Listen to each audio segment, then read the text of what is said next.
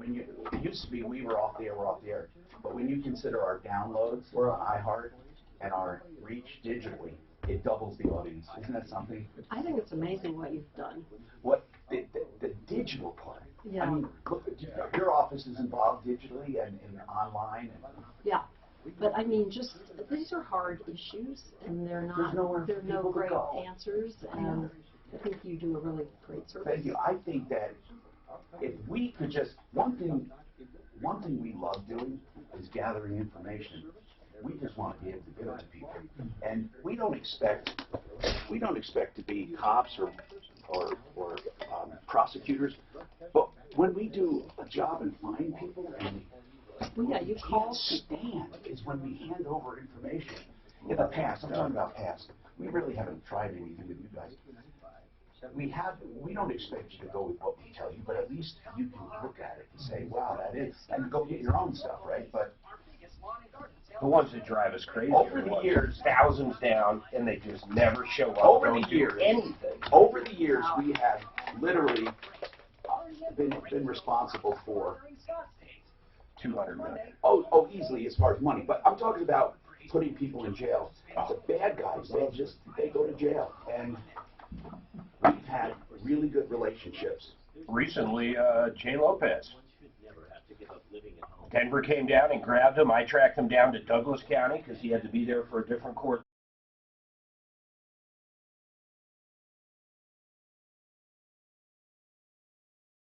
The court down there, which was great. Yeah. So you guys know too, we are on Facebook. We are about 2 minutes ago. We're never off Facebook, even when we go to break. It's streaming live. So we always act as if we're on the air. Always. We don't trick people. We want you to know that it's streamed. But most of the time when we're in commercials, people are just watching a wide shot of nothing, just us. Okay, so we're on. So you can adjust your headsets. Hi, I'm Tom Martino. Welcome to the show, the only show of its kind anywhere in the universe. 303-713-TALK. Now, the phone calls will be a bit limited this hour. We have a special guest, as we've been telling you. We love cooperating with law enforcement. And we have the Denver District Attorney with us, Beth McCann. And this is a special hour, so we'll be asking her about consumer stuff. No politics, no other stuff, just consumer stuff. I know there are a lot of violent crimes and other crime that the office deals with, but we're kind of pinpointing consumer problems. The one value, not to one, but the value of this show over the years is that when you have nowhere else to call, you can call this show and get help. You can't afford to hire an attorney sometimes for a $5,000 infraction or a $10,000 breach of contract. It's become cost prohibitive many times to pursue justice. And I know a lot of you call around. You call the Attorney General. You call your district attorney. You call your state representative. You want to get help. Now, they cannot prosecute on a single complaint unless it's in their jurisdiction and meet certain criteria. We'll talk about that. But what I wanted to know is how you guys can work better to get help when you need it, and how we, as a media outlet, can work better with the district attorney's office. So we're not going to ask Beth McCann to speak on behalf of all district attorneys or the Attorney General, just about her office and her philosophy, because this is an elected position, and it's not so much political. It is an elected position, but I guess it's one position where all you want is someone who's going to enforce the law. I think that's what we want, right? So if you have questions regarding consumer type of crime, and that word crime we have to examine as well, we're going to talk to Beth McCann. Ms. McCann, may I first call you Beth, just so we can, or I can call you district attorney, or I can call you whatever you want. Beth is fine, Tom. Okay, thank you, and thank you for calling me Tom. So let's talk about this. When we talk about consumer stuff, your office can pursue crime, but you can also pursue civil infractions, right? When they're massive? We actually don't pursue civil. I mean, civil actions like the Attorney General or not? No, You can't. just the Attorney General Okay. does that. We do only criminal.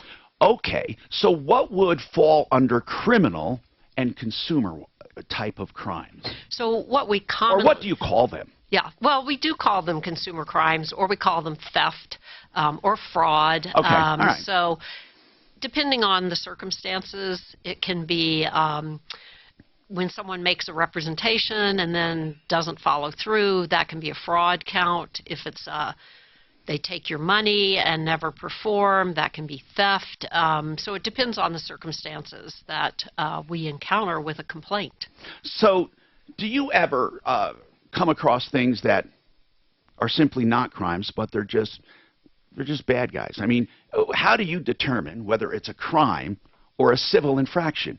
That's got to be a difficult one. It is difficult, and it's challenging sometimes, and sometimes people don't understand or feel satisfied. Right, right. That's what we want to know. How do we know? Well, you know, we probably look really for a criminal intent, someone who really had no intention of ever doing this work, but really is out to defraud or to manipulate someone. Or you know, we also can look at the amount that's involved, and depending on the amount, it can be a misdemeanor or a felony. Okay. So we look at a number of things. So intent is really important. I mean, if somebody goes into business just to take money and not perform, that's a no-brainer. Or if someone says, I have an investment for you, and they don't. I mean, that's just downright bad. What do you do, though, on a massive scale when somebody is just a deadbeat? I know you run across them. What do you do? Can you turn that into a crime? If somebody is really, truly not a crook, we run across them all the time. They take money, then they have problems, they're lazy. I don't know, they could have a drug problem. But robbing Peter to pay Paul. They don't, yeah. What do you do in a case like that? Well, we can file those cases if we have enough evidence that we think we can prove that someone actually committed a crime. And we do file those kinds of cases particularly if it's someone that my office is familiar with. Yeah. Because just like the Attorney General's office, we can often get complaints on the same business, the same individual. So I think our office is particularly attuned to watching for people who are repeat offenders. I just got a quick message here via email here. Do you truly take down every complaint when people call? Oh, yes. Yeah, we do. We have two intake folks who do keep track of that data, and they have I think it's an access database where they do keep track of when the calls come in, what we do with them. Oftentimes, my office will refer people elsewhere if we don't think it's a criminal case. Sure. If we think there is some merit to the complaint, then my office will do an investigation, figure out whether or not we think we can file a criminal case, and if not, we will refer people, if we can, to some other possible assistance, like the Attorney General's office that will file civil cases. So if you could help us out just to understand that, the Attorney General can do crime, and they can also do civil action. But it's not a normal civil action. They take a civil action on behalf of the people because of what? Why is it different than telling somebody to go sue someone? Well, it's the Consumer Protection Act allows for civil actions to be brought on behalf of, through the Attorney General's office, and they can go after an individual or after a company, a corporation, if they believe that there's been consumer fraud.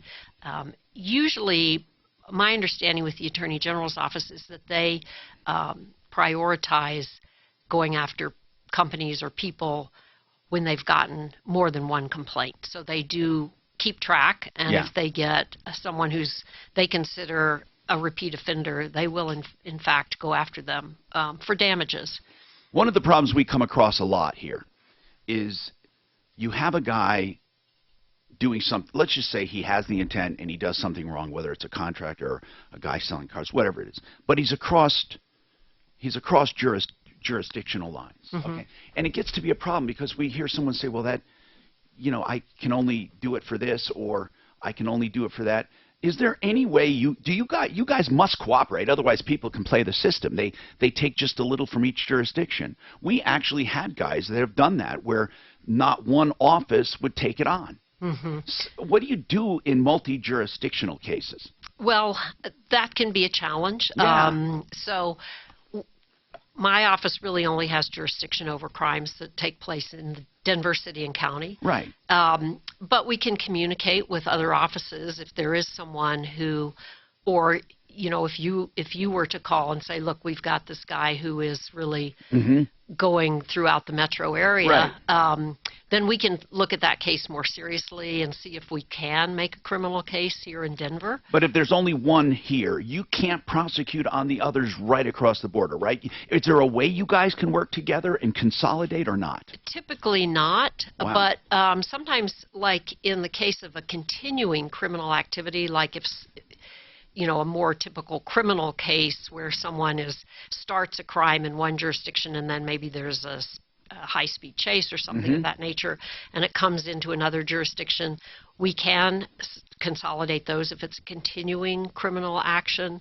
Like if we have a hijacking in one jurisdiction and then it comes into Denver and there's an eluding and maybe there's a police interaction in Denver, we could take that whole case, or it could go to the other jurisdiction. But when there are individual, defined actions, no, we can only prosecute in Denver.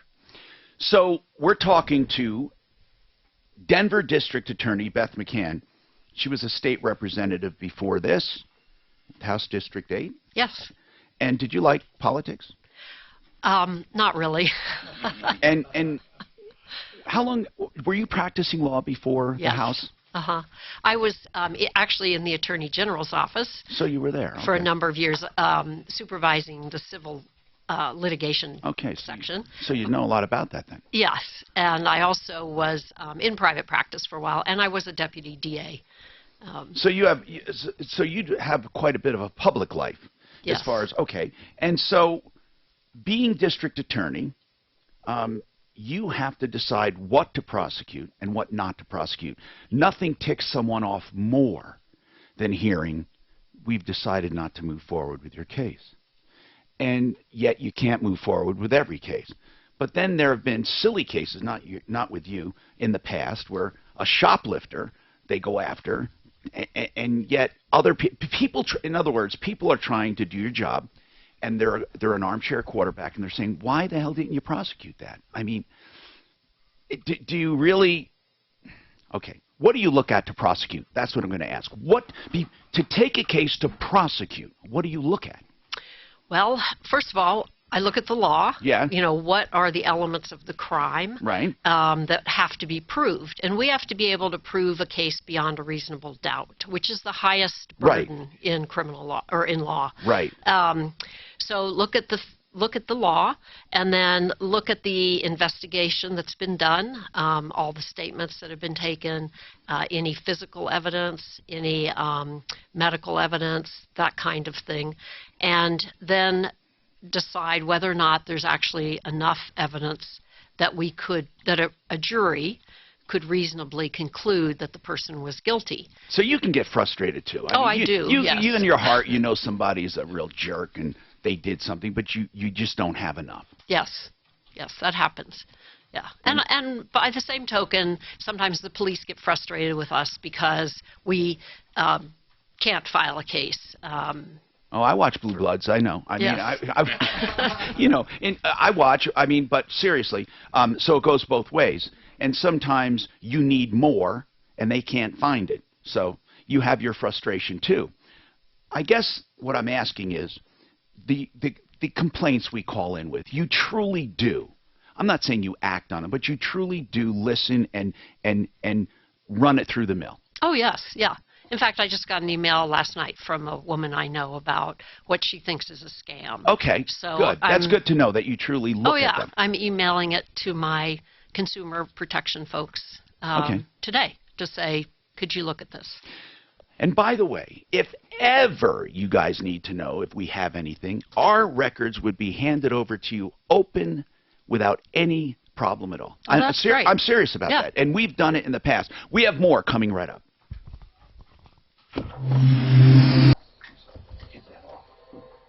There. Now we're not on the air, but we're on.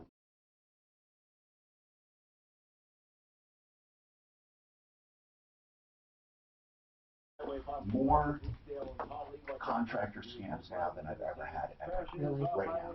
Excuse me, Tom, are you okay if I deal at noon today? I think a lot of contractors Okay, just want to be sure. on the edge in trouble. It's springtime. Yeah. They come around in the spring. All the way from fall. You got a lot from fall. So Beth, just let us know when you talk.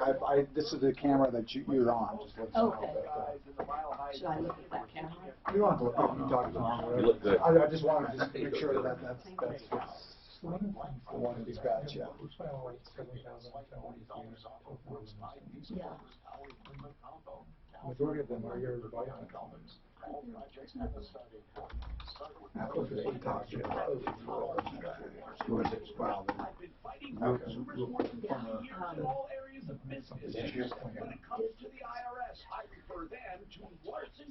Noogies?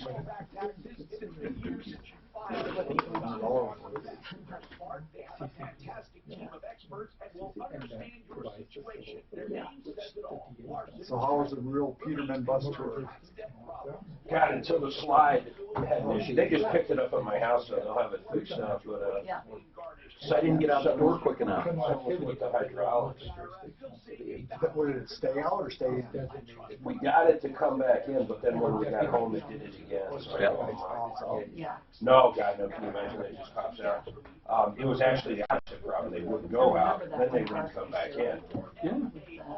Then it wouldn't self-level. If you guys have any examples of prosecution of this kind of crime, it would be great if you have any. I don't know if you do. I'm not going to ask you if you don't have them. Well, I mean, But if anything comes to mind that you can talk about that you've done in the past, Something maybe you put a press release out on. You know, it's, recently it's more investment securities fraud. Those are, how about Don Eiley? Was he in Denver at all? Oh, that was all federal. Securities fraud. yeah. Granger. Yeah. I'm trying to think if there's any recent. Sure. On your door, on your RV, there's magnets on it. Come in. Many times those magnets aren't lined up exactly right. I don't know, man. These seem to all hydraulic. I don't know if there's any magnets. There might be. Well, those are just sensors. It's all hydraulics. Oh, I see. But those are the sensors on those doors. That's really a common. They'll sort it out. you know, now that I look at it, I had more problems with my new rigs than I did use. That's because all the bugs were worked out. And there's always a lot of, now that I remember, I had a list of squawks after every trip for about 4 trips. Yeah, the trim stuff is nothing, but when you can't level or you can't get a slide out, that's big. That's what I'm talking about. I've had minor problems where I didn't know what to do, and you feel helpless. Are we getting ready? Oh, no, not right now. But when I put my headset on. So, one thing I can talk about a little bit is what people should watch out for. I don't know if you do that, but, We do it all the time. It's great. and I'm gonna leave you a little blurb that we're putting together with my phone number. With that, people can call. Yeah, exactly. It's a dedicated. And let me have it here too. It's okay. You know what? I do that every day. I do that every single day. That's why they're laughing. Every day. Fortunately, it's just water. I was too far. Good. We didn't hit I think anybody's you got phone paper towels in there. Yeah. or Can we anybody's get some plain computer. things? Yeah. Oh, sorry. Here's this, Every single day, literally. and so have you. Okay, so this is my copy then. Yes. Okay, good. And I have another.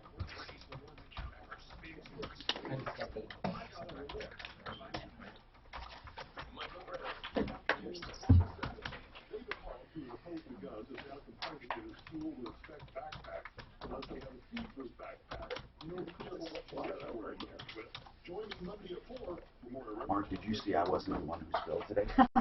Who spelled? That's what I did. Ken. No, I did. You shouldn't laugh at others' misfortunes. Hi, Tom Martino. Let me sneak this in. Buy and build at 4800 Washington Street. I can't say enough. Have you ever been up there, Clint? Did you go up there? You were shaking. I was your just up there Friday picking stuff up. Is it unbelievable? The flea market downstairs has more stuff than I ever thought they'd have. Do you know they even have musical instruments sometimes? But really, it's for interior finish items. And people send their contractors there. They go there themselves, 4800 Washington Street. And I tease Courtney that it's a big, ugly warehouse. And it kind of is, but who cares? You get the deals of the century there. Lower than wholesale, 303-295-6022, buyandbuild.net. Okay, we have Beth McCann with us, the Denver District Attorney, and we're talking about consumer crime. Now, the DA's office, of course, prosecutes crime. So, many of these things are a breach of contract. They just didn't do what they said, and there's a disagreement in quality. We do have a hotline we're going to be giving out for suspected fraud and crime. And we're trying to make a distinction here. What is it? When do we call the DA and start saying, this is crazy? Well, she said intent has a lot to do with it. Intent. A big element. What did they intend to do? But then isn't there something criminal per se because they just did it?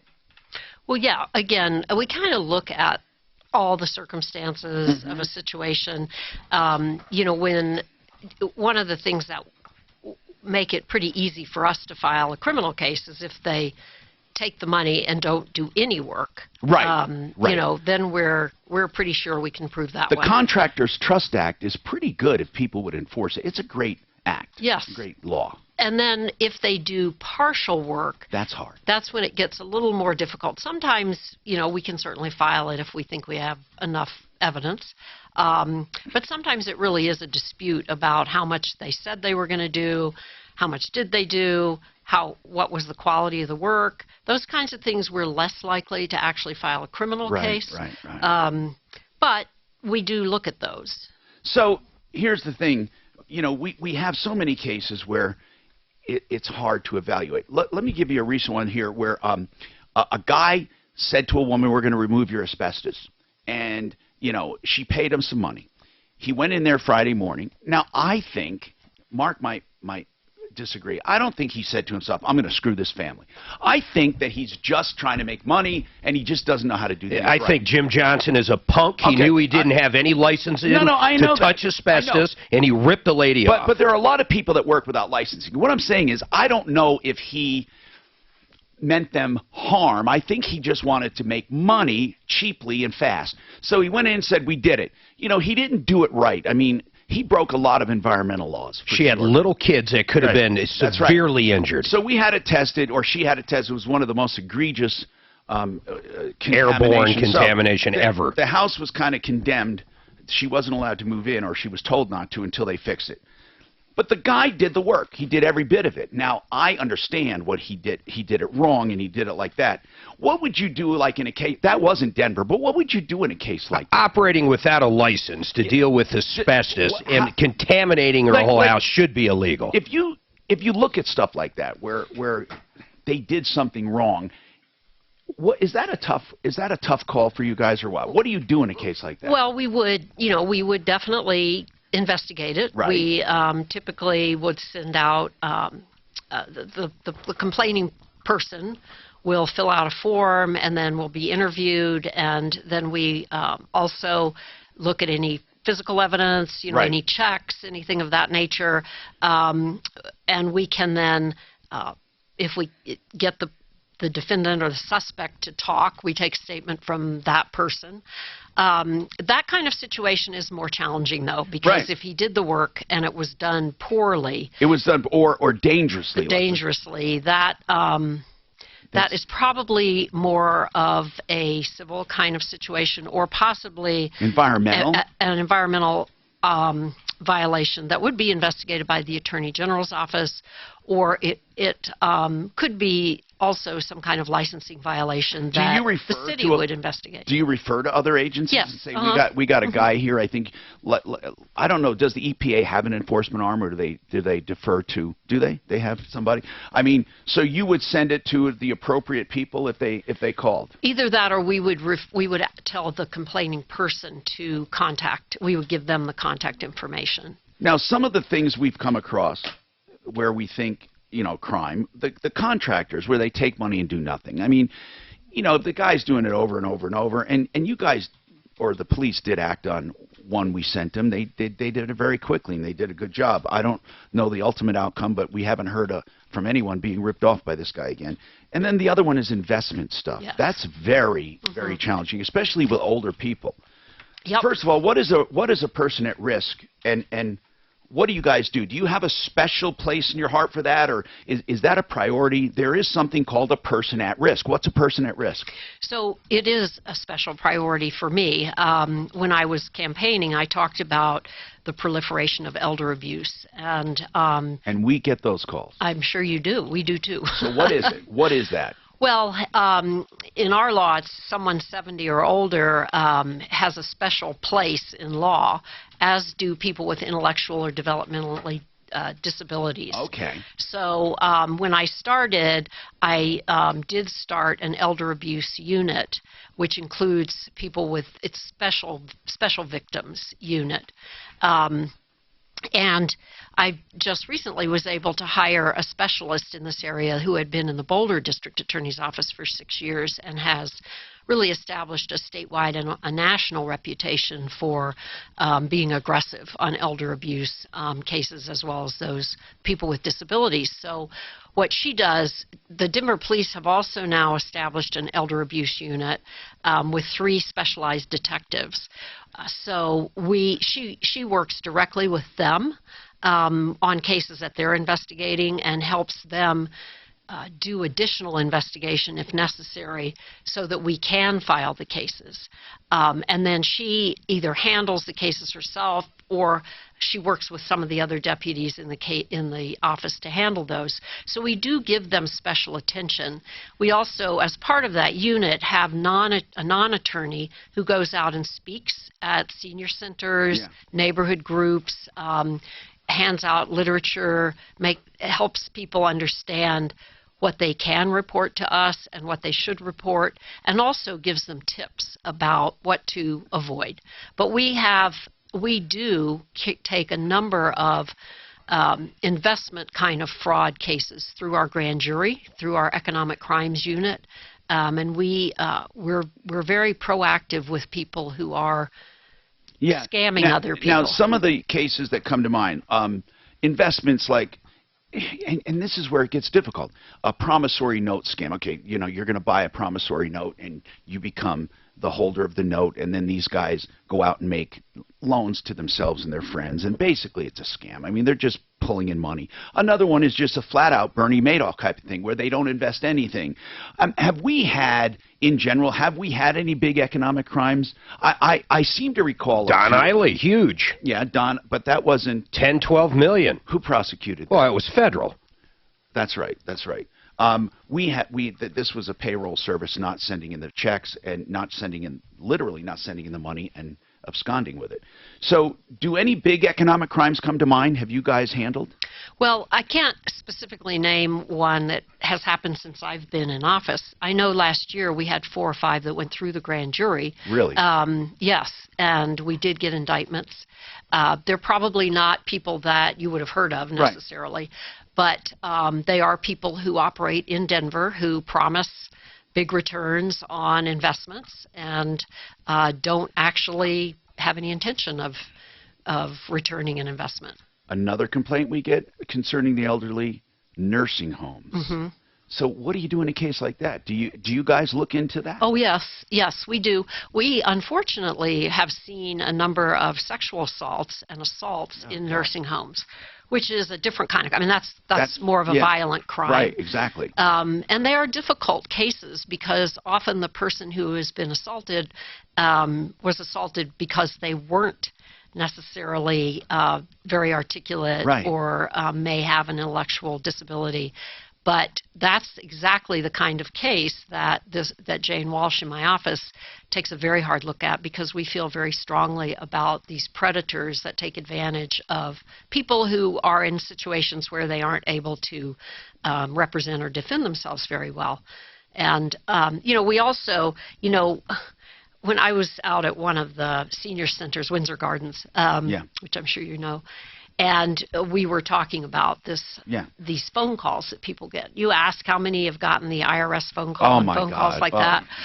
And so identity theft is another big issue. And one of the women there raised her hand, and she said, "I'm embarrassed to say this, but she got one of those, your grandson has been arrested. Hey, Grandma, send me some money. And she went down to the corner or whatever and sent $5,000, I think. And she was very embarrassed about it, but she wanted to talk about it because she wanted to warn other people that you just can't respond to those. But it's scary, especially if you live by yourself. You get a phone call saying the IRS is going to come and arrest you if you don't call us and give us money or whatever. People respond to that, and it's horrible. It's really taking advantage of people in situations who aren't able to understand the danger. If you have any questions of Beth McCann, the Denver District Attorney, give us a call. Now, we have full lines, and I don't think any of these would be directly to her, but if you have any about whether something is a crime or not, or about a specific case that maybe has been closed, or about something you think is a scam, give us a call. And you can get through at 303-MARTINO, 303-627-8466. I want to say about absolute radon safety. Testing starts at around $20. Now, if radon is a concern to you, one of the biggest problems we have is people don't have an idea how to get rid of it, and they think, oh my God, it's going to cost me thousands. It kills real estate deals. It subjects people to a lot of rip-offs. With absolute radon safety, they put a number on it. If you have high radon, and it's a concern to you, they can mitigate it about 90% of the time for $899, period. Now, even in the cases where you have a special circumstance, a really cramped crawl space or something that's very difficult to get to, it's not even much more than that, just a few $100s. So you get honesty. That's the main thing. And you get a number to put on it so you don't have to worry. Absolute radon safety for absolute peace of mind, 303-880-0682.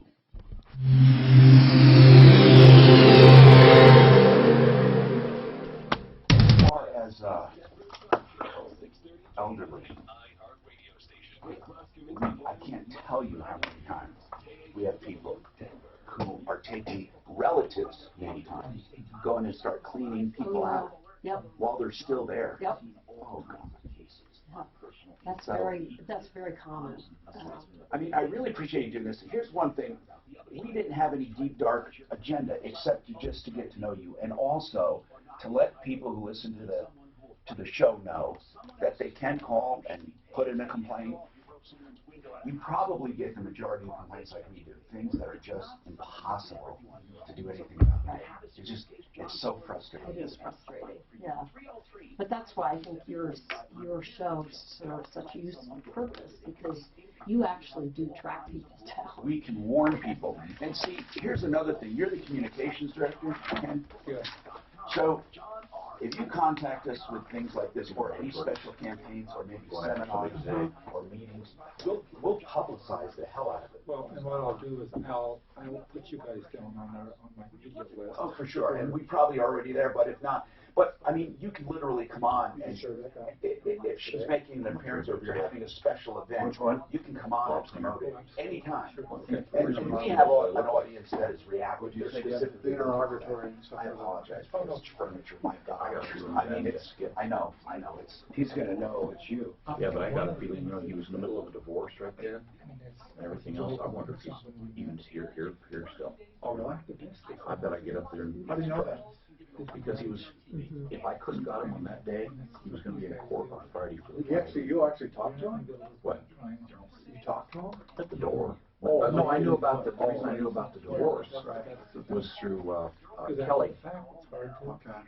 She had the information he was gonna be in court on Friday. Oh, realization of his divorce, so I could catch him there. I wish more people were like her. Oh, I know, she's really active on that. Tell me this guy doesn't look like Giuliani. Every time I see him, I think it's Giuliani. It does.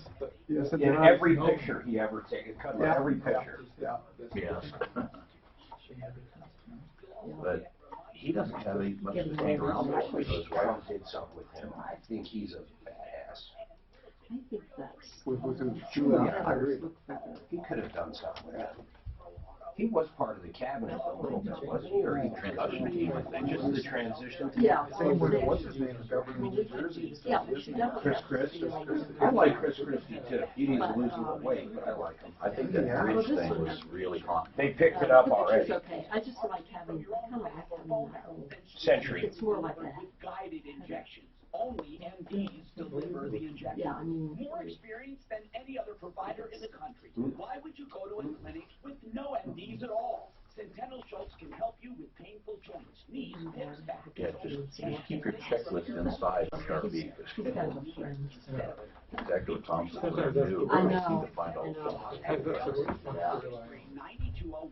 Explore your options at a Guys, remind me that today after the show we need to do an update on the Sleeves Brigade. It gets a lot of hits. Yeah. So we need to keep that updated. People look to it. And it's pretty high in the search engines too. What is that? Well, we have a special site for egregious violators. It's called sleevesbrigade.com, and it's very popular, and we try to keep it updated. And we're talking about repeat offenders, something you could never do, but we get the liberty of doing that. So we hammer it. We put up the examples, specific cases, pictures, and it has helped so many people who are going to do something and they see it. But what I was saying is we have a recent rash of these guys we haven't put up. Now, we don't just put up a complaint. This is something that, I mean, egregious. Yeah. I mean, this is over and over. We got the guy that, right? So somebody has 2,700 emails in their You know, inbox. somebody didn't log out either. That's great. I logged out Call for screen for you so you can see it. Oh, I was just laughing because I get so many emails. Can you believe somebody I've left never their- had that many. This one was wide open too. So who is this? Dan? Somebody named Dan Howard. Let me log this guy He's out. a warrior. All doing a service. Just, oops, not signed. Well, he's not signed. He's there. For some reason, he's not. Doesn't seem to be signed in where I can sign him out. That's crazy. Maybe here I can sign him out. Mark, this guy is in a. Okay, there he is. I'm doing him a favor. Yeah, no. I'll pull up the call screen in a minute. Yeah. Hi, Tom Martino, your troubleshooter, 303-713-TALK.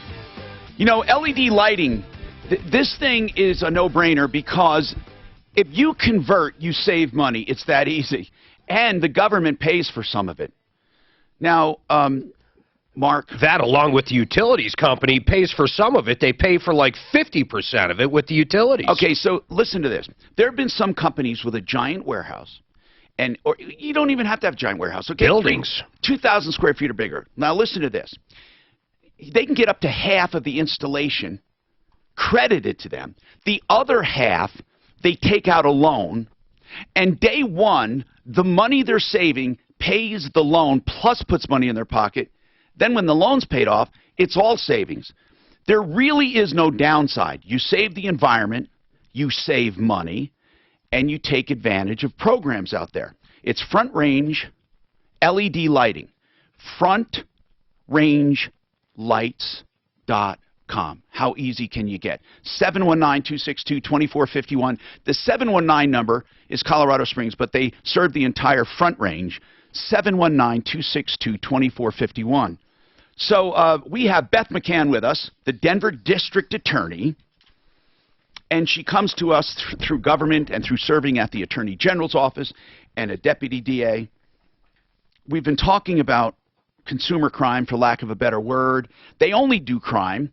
They don't prosecute civilly. The Attorney General has the ability to prosecute either way.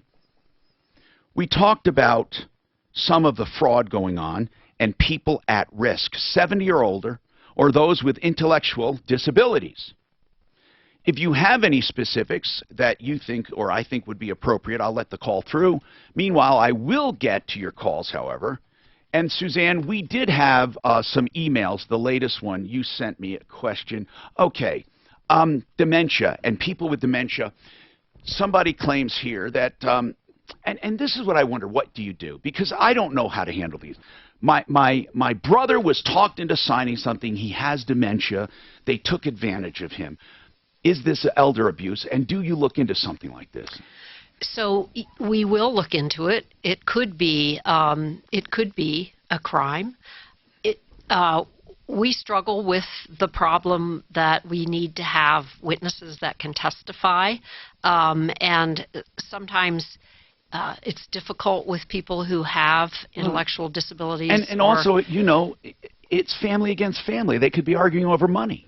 Yes, we do get a lot of complaints from one sibling versus another sibling, alleging that one sibling is stealing money from the parent. Right. And that could very well be true, but often the parent doesn't really want to prosecute or to be really aggressive about it. And so the siblings end up having filing lawsuits, or, you know, in some cases we do file them. I mean, we have a case right now if you see in that situation, if we really believe that a sibling is stealing from the parent. Good to know. So we will prosecute those. One thing I did want to mention in terms of the elder abuse issue, you probably know that a law was passed requiring mandatory reporting of suspected elder abuse by not only medical personnel, but similar to child abuse. Right. Yes. Also, it includes financial institutions. Really? And they fought that for a while, but then worked out, I think with whoever the legislator was that carried it, they worked out an agreement so that if a financial institution is aware that they have an elderly customer and all of a sudden they're pulling out a bunch of cash. Yeah, $10,000 here, $10,000 there. Yeah. They have a duty to report that. So we do get mandatory reports every day. They come from the Denver Police Department, and my elder abuse unit reviews those, goes through them, and see if there is something that we should look into as a crime. Now, I know you get these calls because we get them, and I wonder, what do you do with them? Deadbeat dads, let's say, okay? Now, that is civil all over, but you hear them saying he's cheating or he's doing this or doing that. Do you ever get involved in those kinds of cases? So if it's a child support case, no, the city attorney's office pursues child support collection. Okay. So there's never a time you would get involved with husband versus wife or ex versus ex in any way, except for abuse probably? Yeah, I mean, again, it might depend on the individual case, but if it's something like that, you know, he agreed in the domestic relations case to pay a certain amount and he's not paying, we wouldn't get involved in that. And how do you discern when child abuse or spouse abuse is being used as a weapon as opposed to a crime? I mean, seriously, I know you get them because we get the calls. How do you know? What do you do? Well, we don't know initially, so you know, there are a number of things. You have to take them seriously. Right. There are a number of things that we do. We partner with a group called the Denver Advocacy Center. Okay. And they are experts in forensic interviewing of children. And the Denver Police works with them as well. So in a sexual abuse kind of case, we typically will have them do the interview of the child because they have expertise in that area. And so then I have experienced attorneys in the office who've been doing child abuse cases for many years, and they will look at the facts and determine whether or not it's something that we think is legitimate. It's very difficult when it's a divorce situation. Exactly. And we know that happens, and we have to try to evaluate that. How does your office get along with the mayor's office? We get along well with the mayor's office, actually. Good. Okay. do they ever refer cases? Because people call the mayor about everything. They can, yes. I'm not aware of a lot coming from that office, but the mayor and I meet quarterly and talk, and of course I see him at a lot of political events and so forth. And so we talk about issues that are common, that we have in common, and things that we're working on together. And I often wondered why the district attorney is an elected position. I really did, because, I mean, you have to come from somewhere, but I always thought being appointed and then confirmed would be a better process. I mean, really, you don't have time to worry about politics if you're doing your job right. I agree. I mean, seriously, it's a tightrope. Right. But I think there is some benefit in the elected nature of the job in that I feel very accountable to the community. Well, that's good. I can see that. Yeah, and I try to go. One of the things I've asked my attorneys to do is go to their neighborhood meetings. I go to a lot of neighborhood meetings. I have 3 different community advisory councils on different topics because I feel that it is really important that I'm sensitive to issues that are going on in the community. You know, there are lots of complicated issues, race and the criminal justice system, police shootings, those things of that nature are issues that the community is very concerned about. So I think it's important that I'm responsible to them and they can vote me out if they don't like what I'm doing. We're going to give you a number to call in a little while when you have tips on fraud or reporting what you consider to be a crime. And it's the fraud hotline specifically. So this is going to be near and dear to my audience. Stay tuned for that.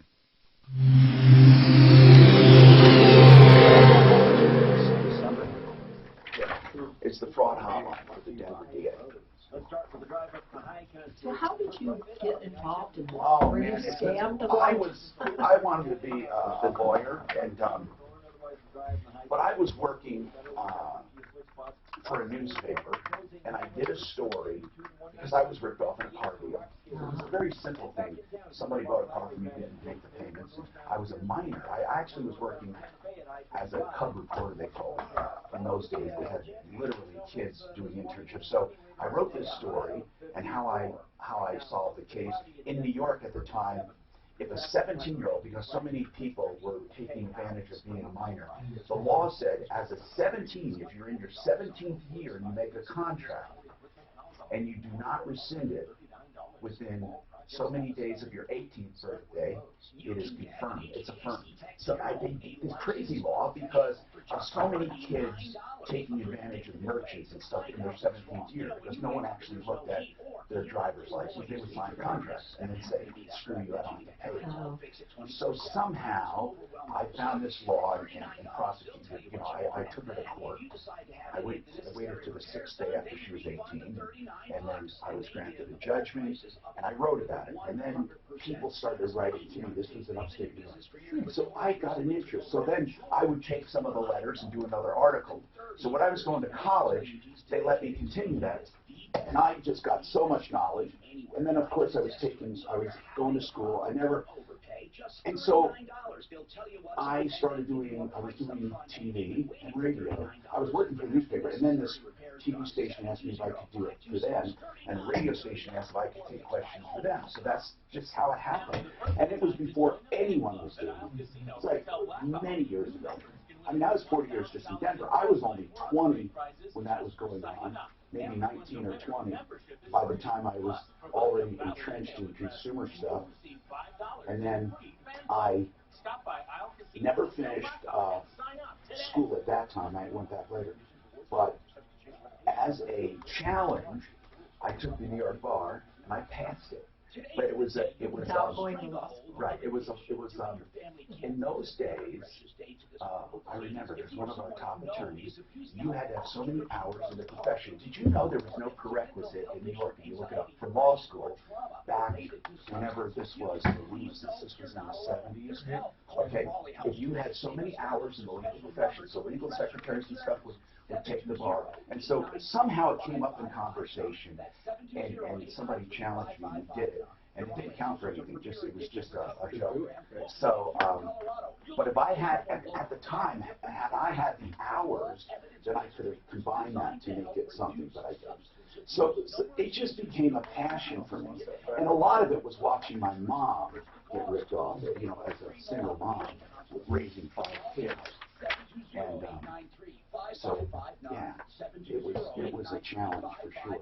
And then I just went from New York to Miami or Tampa and here. And I've been here 40 years. My violets are in blue, my geraniums look dead, and I don't know I what did. to do. Staples can help your business. I never did anything else. So I'm really still nothing but knowledgeable about all things. And that's the I survived so many ownerships. I mean, in radio, people come and go. And TV. At least you're not the Denver Post, right? Oh my goodness, terrible. Yeah, you may be surviving the Denver. What is a dinosaur anyway? Who really is going to take the paper? I don't. Do you don't go online for it? You really read the paper? I like to read the hard copy. I don't like reading it online. Now, how many just got? I mean, they have a skeleton staff 70 right now.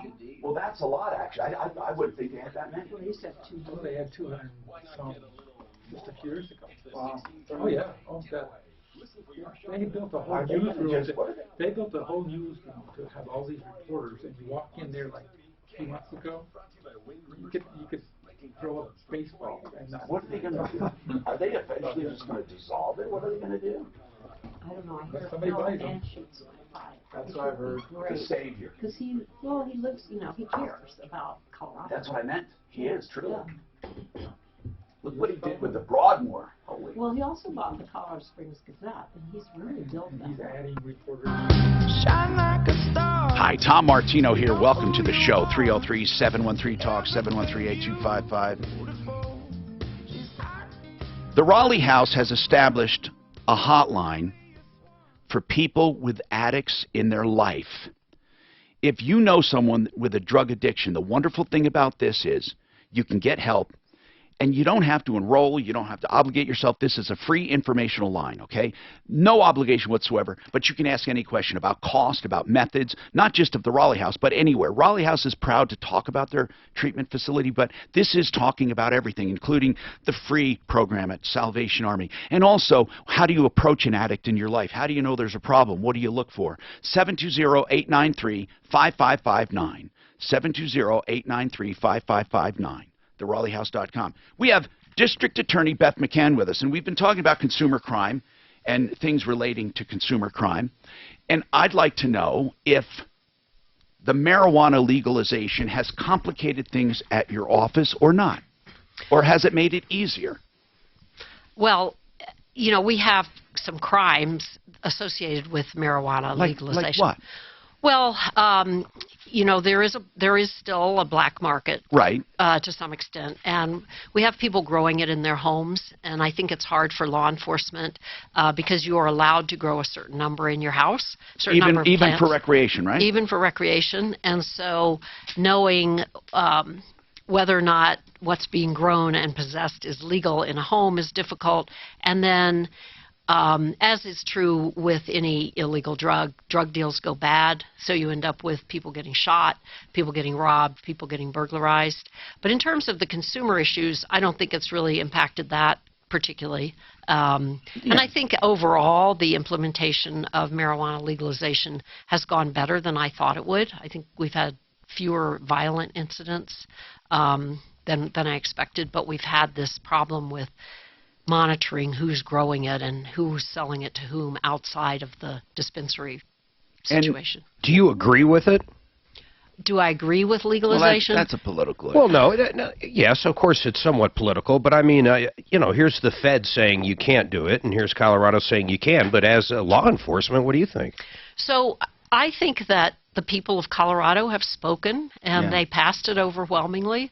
And so it's our obligation as public officials to try to make it work as best we can. And, I've met with the marijuana dispensary owners, and the vast majority of them are trying very hard to be legitimate I businesses. think more so than any of them. Yes. They want it to be legal. They I mean, do. they want it to be right. Yes. They don't like the black market. They don't, and they, they've all hired compliance officers, and they work very hard to be in compliance with the myriad of regulations. Now, we have this music. Here's the hotline, the fraud hotline. Denver District Attorney Beth McCann. We thank her for being here. 720-913-9179. 720-913-9179. That's 720-913-9179. We'll be back with more. Thank you very much. You're welcome. Thank you. Thank you for having us. And now that we are in communications, We you find get- out about, honest to God, we find out about stuff so soon. We really, really do. All we want You guys is are for the these piper. guys to be punished. We don't need an exclusive. We need nothing. We just want justice. That's all. so if you have particular people that you continually hear about. Yes, we'll let you know. And we'll do it very neatly and in an organized way. Yes, well, thank you. So do things mostly with the media go through you then? All the media. Okay, good. Then we'll contact you. Yeah, absolutely. Oh, I've got his number. She's got my number. Good. Very good. We've been talking a I lot. did this in the AG's office years ago. All I have to do is Sorry. put pay I in actually his dealt makeup. with you in the AG's office. Well, yeah, we have dealt with so many people over the years. I remember Ken well, Gail.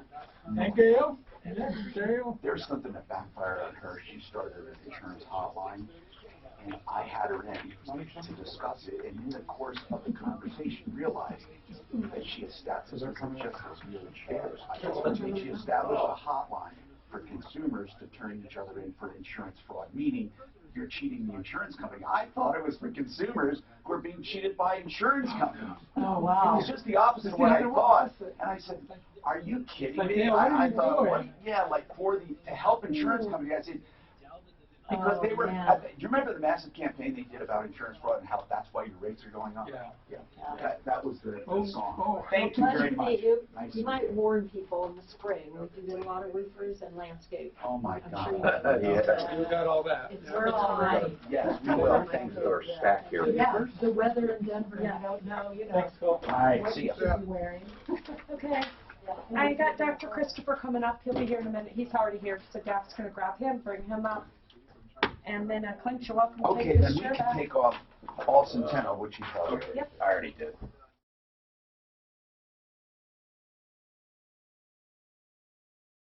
Did it? One. Who you did not. Remember the seminar? Chairs. Yeah, that's the main date. It's tomorrow. No, Wednesday.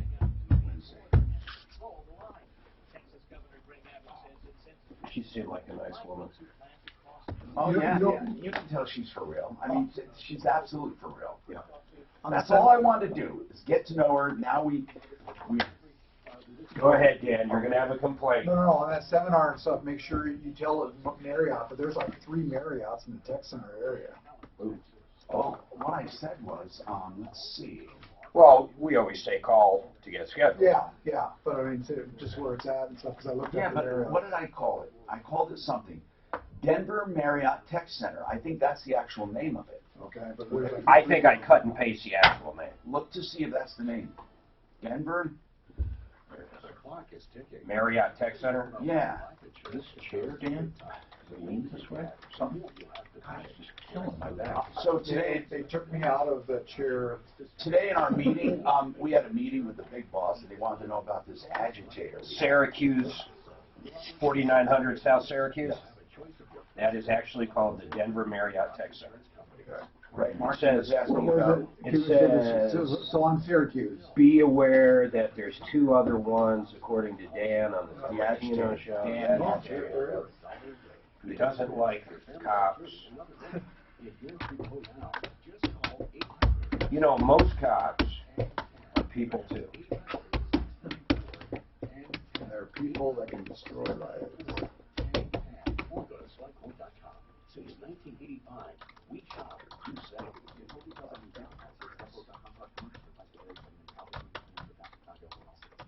This report is brought to you by Jordan Law. One thing I did. Today with a high of 55. Tomorrow with a high of Hi, I'm Jason Jordan with JordanLaw.com. Most people wait too long to contact an attorney if they've been injured. I don't know what to jump into. Watched two things I could have made money on. I just didn't touch them.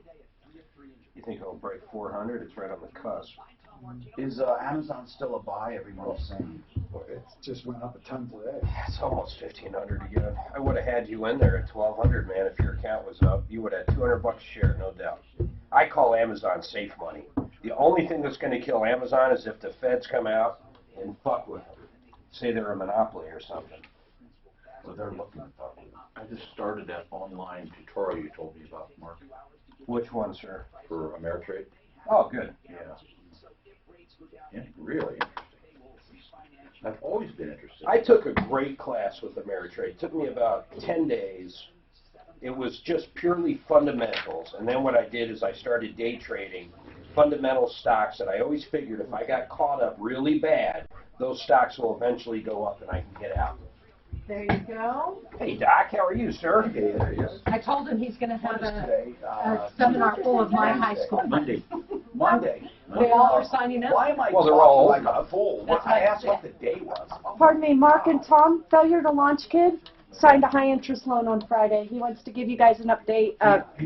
What is he proud of it? What the hell are you? Well, We were going I to give know him a this car, from and he goes out Mom, and gives a loan. but he's like, yeah, I It got a sounds car, like, I though, want to tell them. It sounds like Mom is out to get him. I agree, No. That she doesn't want to see him succeed. No, I was gonna tell I'll have to that tell you too. next break. But he never No, should it's- have. Oh, God, you got that really short We chair. told him we were going to give him a car.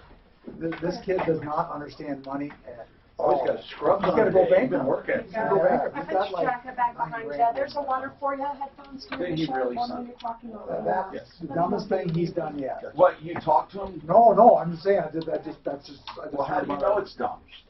He doesn't need a car. He could have got a car if he just Well, would have Doc, stayed another 30 days. Yeah, but he couldn't have got a cool car. Over the phone with the church and Dallas. He couldn't have got like my first car, 1979 Ford Granada. Yep, children's Do ministry. you remember what his So is she original a phone call was about? And it was a chick She mobile. gets home on the 12th. Yeah, sure. Do you remember He what did his get a original? check. That's right. I That's got his my own. wife. He's told that. Damn it, I should have got a chick mobile. Wanted multiple checks. Dan, do you remember what his original Guys, call was yeah. about? It was It's about going to bankruptcy. take 3 months. Right. Yeah, I know. 200. I know. He's got to go to. I don't know how. Did someone close sign for him? He's had a job for 30 days and he goes out and buys a car. Can you just say more? But like I say, I'll bet you he pays 20% interest on I don't know. He's Guess just password. makes enough to Dan. rent. Guess So password. we're covering him and that's that. So, Hello, Tom Martino, your troubleshooter. Welcome to the only show of its kind anywhere, the longest running show currently on the air with the same host, and we are so proud of what we do. You know what, really? You know why we're proud? Because we help people. It's that simple. This hour brought to you by Rocky's Autos, 63rd and Federal. For used cars, trucks, SUVs, and vans, a variety in pricing, a variety in models, a variety in makes, and a variety of even color and financing. So you have variety. That's the spice of life when it comes to Rocky's 63rd and Federal. What I love about Rocky's is there's no bull. You just get there and make your deal. They'll drive you around in a golf cart, no high pressure, and they want you to shop around. I want you to shop around. Please shop. But compare apples with apples, compare cars with cars, and then go to Rocky's and put them on the list. Monday through Friday, 9 to 7, Saturday, 9 to 6. 303-426-4646, 63rd and Federal. Welcome to the show. Dr. Chris Centeno with us from Centeno Schultz. They do stem cell therapy. We'll be talking about that and more. And I'm going to go to the phones first, okay? Let's go to the phones. But we want to talk about our seminar we have coming up this Wednesday. I'll be there, so please mark your calendars for this Wednesday, 6:30 in the Tech Center. Stephanie, what's going on with you, Stephanie? Hello. Hi, Tom. How are Thank you doing? for waiting, Stephanie. What's going on? You say a rental scam. What are we talking about? Well, I first contacted a gentleman off of Trulia. I was on 7 News last night at 10 o'clock. They did a piece on it. Okay, they did a what piece on it. happened- Okay, and what is it about? So basically, summing up, the guy ended up being a scam. I forked over $3,400. Is this the scam where he didn't even own the place? Yes. and How did you meet the guy? You went on what site was it? Trulia. Trulia. And when you went on that site, he said, "Meet me there," or what? How did you hand him the money? He basically said that he was in New York handling his son's cancer treatment. And how did he tell you where the place was? Did you go look at it? Yeah, basically he told us where his home was. He gave us a code to get inside. We got inside. We liked it, so we proceeded forward. Was this house truly for sale or for rent? Truly, or what? Who did you figure that out? Yes, we figured it out on Thursday when we were supposed to get our keys. What did you figure out? So we figured out it was actually owned by Freedom Homes. We were with Herms. And what about Freedom Homes? Why did they have a lockbox on it? It was empty at the moment. I understand, but tell me the story about the home. Was it for sale? Was it for rent? What about the home? Yeah, it was for rent. Okay, so this guy apparently found out it was for rent, and he had the lock code. We believe he might have put his own code reader inside the actual domicile. Because it was connected to the devil. So there was a code reader that was actually connected to the devil in the actual door. So this guy was this is an inside job somehow. Yes. And he said he was in New York. How did you send him money? I took cash from my checking account to his account with Wells Fargo. With a wire? No, just taking cash out of my bank and just delivering cash to his account. It was a cash deposit. And his deposit, his account, you deposited into his account and you have a receipt. So we know his name, and we know, did Channel 7 do any investigating? Yes, they actually went to the home. Did they find the guy? No, but they found another person that was scammed too. He was moving in, and the keys didn't work. He was moving into that same house. Now, when you say this guy, what's the guy's name you dealt with? His name is Courtesy Grips. Courtesy? Yeah, it's like a courtesy. Yeah, that's what he said. His name was Courtesy Grips. Courtesy Grips? Yes. Like GRIPS? Correct. Right. Yes, sir. Courtesy Grips. Jesus. Right. Courtesy Grips. Right, and we actually did some research too. We found a website where he was dealing with Bitcoin as well, telling people to deposit money into his account. Does he have? Is he in Denver? Do we know where is he? We don't know where he's at technically. So what were you hoping to do? To warn others? Did you want us to help you? We'll try to help you. Do you have a cell phone number? We do. Myself, rather not give that on the air. Okay. Why? Just don't want everybody and their brother calling me, but I do. Oh, no, not your cell phone, dear. Oh. The cell phone for the scammer. Okay, let me get that for you. Bear with me one moment. Okay, Suzanne, I'm going to put her on hold. Would you get that number, please? Let's figure this out. This is bad. Okay, so at 6:30 on Wednesday, we're going to have a seminar. Now, don't roll your eyes, all right? Stop that. This is a real deal about stem cell therapy. It's not one of these rip-off chiropractic offices telling you lies. Dr. Centeno, I went undercover. I really did. Into an interview with a guy who had scrubs on and a hat, one of those blue hats. Like he's not that it's against the law, but he looked exactly like a doctor going into surgery. Who was he? I don't want to tell you. Oh, but what kind of provider was he? Stem cell. Yeah, probably a chiropractor, right? No, he was nothing. But he had a real doctor, and here's what he said. He actually wasn't even a healthcare provider himself. He just dressed the part. Nothing. Just played one on TV. Listen, he's nothing. Okay. And I'm sitting in his office, and he's saying, we restore hair with stem cells. Now, by the way, I've heard that you're having, or not you, but people are having success with real living stem cells in hair, but so they are too with PRP. What is your, first let's ask you about that. Does it thicken up hair? Does it bring back to life some roots or some follicles?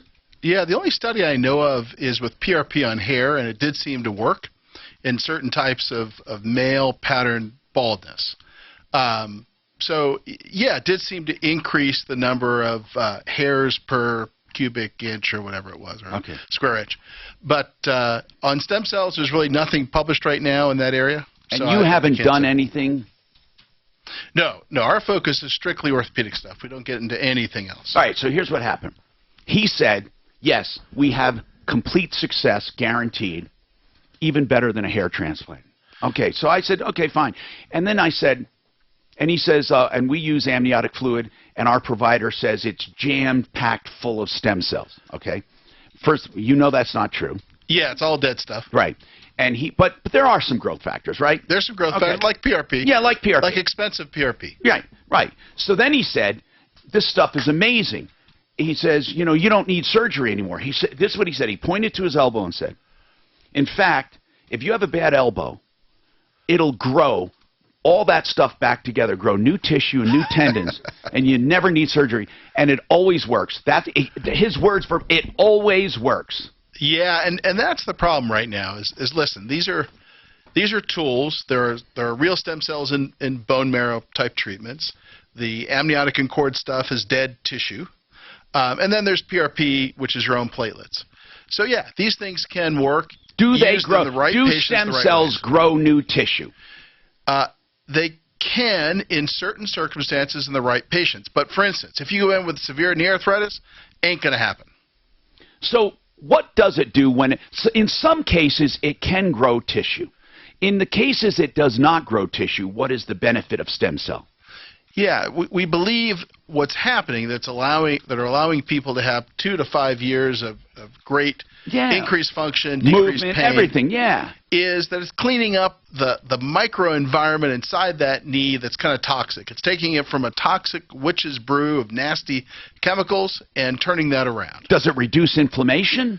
That would be part of that. What else does it do? Does it increase healing? Does it bring in certain cells to heal? What does it do? It can increase healing. It can get rid of macrophages, which are kind of the cells that are the garbage men that go in and clean up all the junk.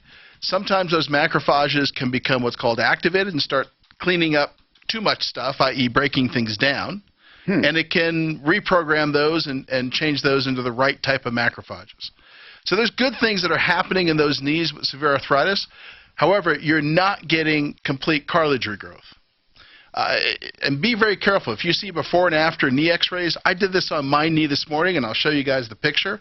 Yeah. 5-degree different tilt made my knee look like it was perfect. So in one image, my knee had moderate arthritis. I tilted the beam 5 degrees. Voila, it's magic. My knee was magically regrown cartilage. So stem cell therapy, if you had to give a percentage of how much it works, is it depending on the joint? Like, what is the most successful stem cell therapy? Hold it, and I want to ask you the most successful area. Okay, that's what I want to know. 303-713-TALK. Stephanie, we're going to try to call that cell phone number for you on that rental scam. We'll also take Patrick and Louise and Gina. All of that is coming up on the Troubleshooter Show. After I tell you about Colorado Tinnitus and Hearing Center, I love these people, and what they have done for me is remarkable. You know, many times when you have a hearing loss, your brain is scrambling to give you sound. And it causes an empty sound, which is like a ringing. Did you know that sometimes tinnitus is the absence of hearing properly? That's what it is. Or sometimes it's nerve damage in itself. And what you need to do is truly go see Colorado Tinnitus and Hearing Center and get help. They can either help you with the nerve-related tinnitus or the kind of tinnitus you get from a lack of hearing, or a combination of both. When I wear my hearing aids, it fills in the sound, and I no longer have the ringing. And the longer I wear them, then when I take them off, I don't hear the ringing again. They're remarkable people, and they have a brand-new location, brand-new office right now, state-of-the-art, 3601 South Clarkson, Suite 220, and in honor of that, $500 off any premium digital hearing aids.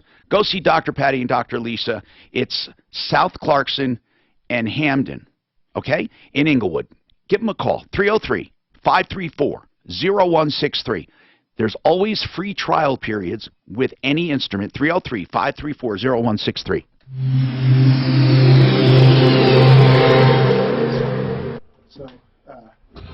So this is my knee with a different angle. Oh my God, yes. Amazing regrowth, right? From that Oh, to that. you could trick people so easily. Just 5 degrees different on that knee. That's what they do all day. I had a patient argue with me the other day online saying, the chiropractor showed me how my knee was better. It's got wider on the x-ray. And I was like, $3,400 to a guy named Curtis Grips. I tried calling it. That's an It alias. says the Google number. Oh, it's an alias. Dr. Clint Webster told us it's an alias. It's an alias. And how dumb can someone be? God. Traffic and weather. So what do you think? Was this your water? Here's new water. But that might have been the DA's that you already drank. oh yeah. Okay. No, that's good. I didn't know if she would have left that open or not. No. But yeah, it's amazing what you can do with 5 degrees on an x-ray. You know, thank you for letting me annual conference. As a layperson, I Oh, wasn't yeah, sure what I was going to get out of it. I got a lot out of it. You know, even like the general substitutes of how, you know, knowing that that's how I have. And then you buy only enough all of the granite to get it process done. You don't have to tells me buy now a what's slab real, or what's 2 not. or 3, and then he makes it beautiful with artistic Somebody else is sections having and a drops, conference, I and think, they the also day do, before of yours. course, other stones. They Are they? never You mean you got to think in Colorado? Not a conference, seminar. Oh, seminar. Yeah, ours was a Countertop physician. material, custom Yeah, edges, so those were shapes, 300 cabinets, physicians. and you'll love the work No, they no, do. I think you When were you get a kitchen saying right that now, more than he's the going only to throw in the bath for no charge. And he's going to show The you last how day it's when I done was the doing right way. technical 303-386-5919. that lost me from there. 386-5919. 303-386-5919. Let's go. You went to the little mini arthroscopy. I grew up in a military family, and that's why it's important to me to remind veterans that it's time to take advantage of the VA benefits that you Oh, and our This is what's amazing, and I the did annual American conference? Finance Yeah. thanks you for your service. And then you once got the he thing going receives Wednesday night legislative here. when We it comes do, to yeah. owning a home on the land. That'll be more for lay people. That's Using patient. your VA That's benefits, patient you don't focused. have to do that.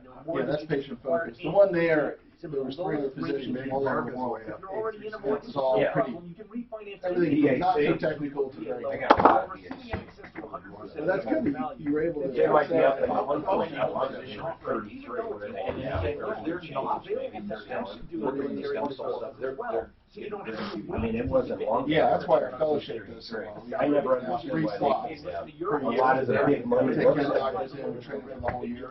People such a big And so we normally have, this year we'll probably have 50, 60 What's taking people Bitcoin? applying for those 3 slots. They are. They're gonna wire. Showing images just Put a like that. cancellation on the check. Soon as they're canceled, the money will go back to my account and no wire. Should just done Bitcoin. It would have been better than the damn. Yeah, I mean, we gotta You get could have said, hey, I own Bitcoin. type thing or something where. What is there a legal definition of stem cell therapy? Well, you know, I likened it to, let's say I want to sell you a goldfish, right? I'm selling you a goldfish, and you pay a certain amount. Oh, are they? Goldfish. Now, if the goldfish, if you get the goldfish and it's dead, you're going to be pissed. Why? The assumption was that the goldfish would be living in a pen. You would have to say dead goldfish in order to not commit fraud. Same thing here. The assumption is that these things are living or going to do something. Just using the word stem cell when they're not in there should be enough for the Attorney General for false advertising. I would assume so, that it should be enough. Why isn't the FDA good? Well, I think the FDA takes a long time. They've already shut down about 5 or 6 of these amniotic vendors. I got a call where I can't talk about Yeah, we're on broadband. So how do you connect with all those moving targets? Easy. With radio. Radio reaches 93% of Americans every week. I'll turn it off. Who has time to sit and watch TV? So when you want to connect with all those constantly moving adults, teens, and millennials, get to iHeartMedia.com and put AM/FM radio to work for your company. Michael Brown, afternoons 4 to 7. David Hogg, who is opposed to guns, is now complaining that his school will inspect backpacks unless they have a see-through backpack. You know, be careful what you wish for, you little twit. Join me Monday at 4 for more Irreverent Talk Radio.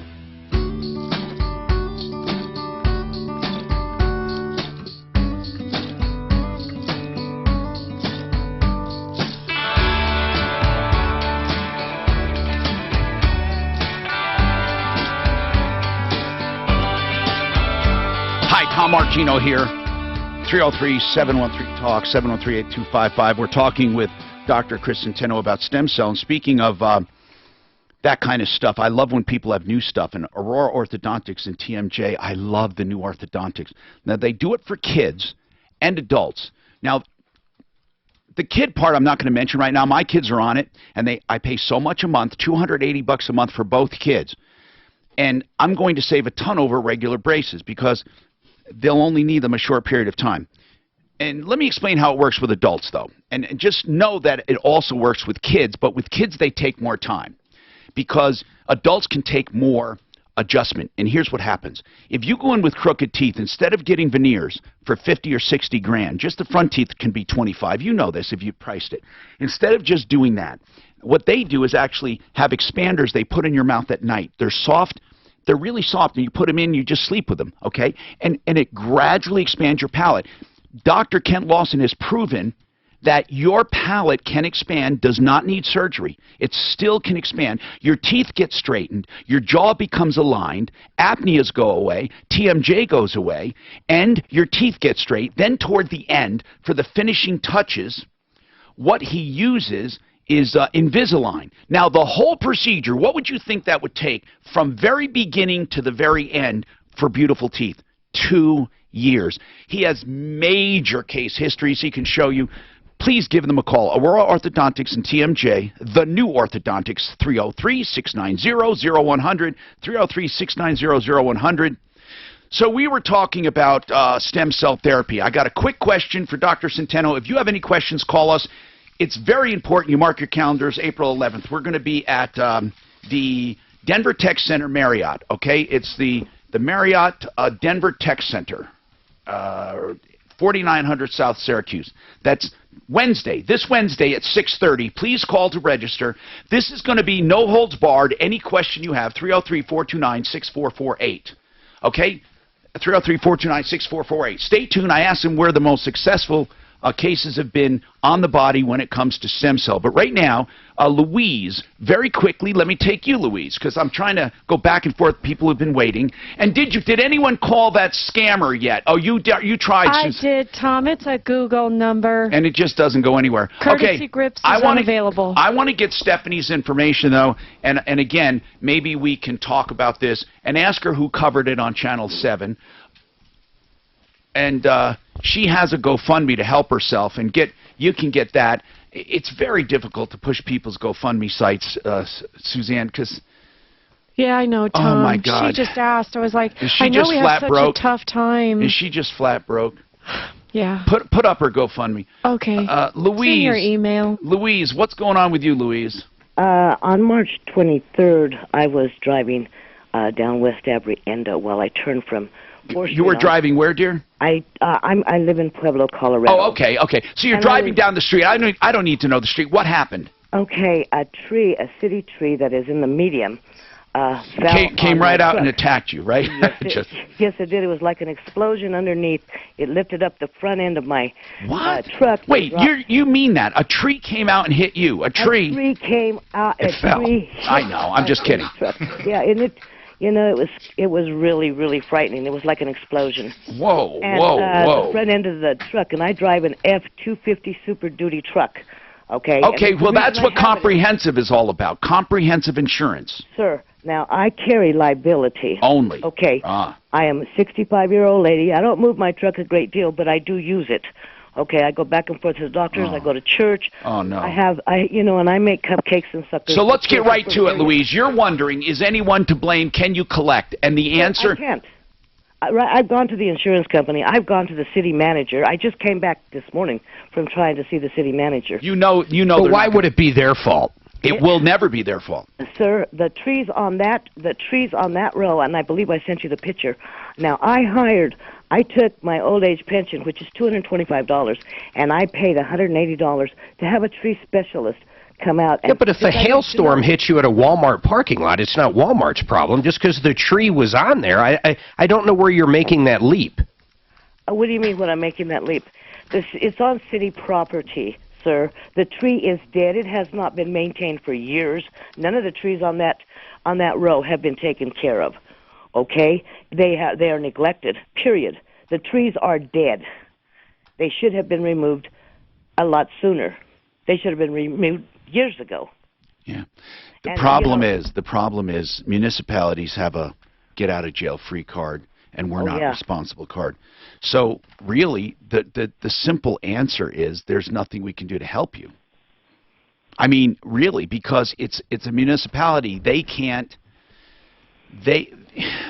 be held responsible for you unless it's not private property, right? You're sure It belongs to the city of Pueblo, sir. It's in the median. Yeah. It is a highly trafficking area. The children play Centennial and Central High School. It's terrible, right over there. Louise. It's terrible. They messed up her truck, Tom. I You'll really see feel the picture. I really feel badly for her, but I don't. That's a lot of damage. It's a public hazard. You know, it just. So's every pothole, though. No, I know what she's saying, and I understand it. And, yes, we wouldn't have cities, though. And that's not even the bad part about it. The worst thing about it all was when we called 911. There's also another lady that her windshield was demolished. Okay, when the tree bounced on the pavement, it got her. We pull off to the side. We can see the police. The city responded quickly to the tree. They start removing it from the area. The police responded as well. 2 cars. We were sitting there. We could see Louise, the police could see Louise, us. you don't have to convince us, dear. I'm sorry, sir, but when they refuse us service, the police never came to us because they do not respond to acts of God. Yeah, we agree with you that it's terrible, but there's nowhere I can go. You can't drive your truck right now, hon? I can't. I have no transportation, sir. I really feel bad for you. I do too. Hold on, Louise. This sucks, Tom. God. Now, see, oh man, she truly is a victim here of nothing. She did nothing wrong. She's driving. She's a victim of an act of God. Do we have anything we can do to I feel help like her? you guys are poking the bear over here. I mean, it was an act of God. If there was a hailstorm and she happened to be parked somewhere. This is way different. How's it different? Because she could drive after a hailstorm. That's why. I don't mean to be disrespectful, but may I please interrupt for a moment? The act of God is the fact that my husband and I are still alive. That was an act of Mother Nature responding. No, that's just an expression, Louise. A wind broke. I understand. A wind broke that dead tree. Could it have been prevented? Yes, if the city of Pueblo had maintained the trees and if they had cut them. We agree with you, but Louise, let's get right down to this, okay? We want to help you somehow, okay? I do want to help you somehow, Louise. Now, you say you're how old?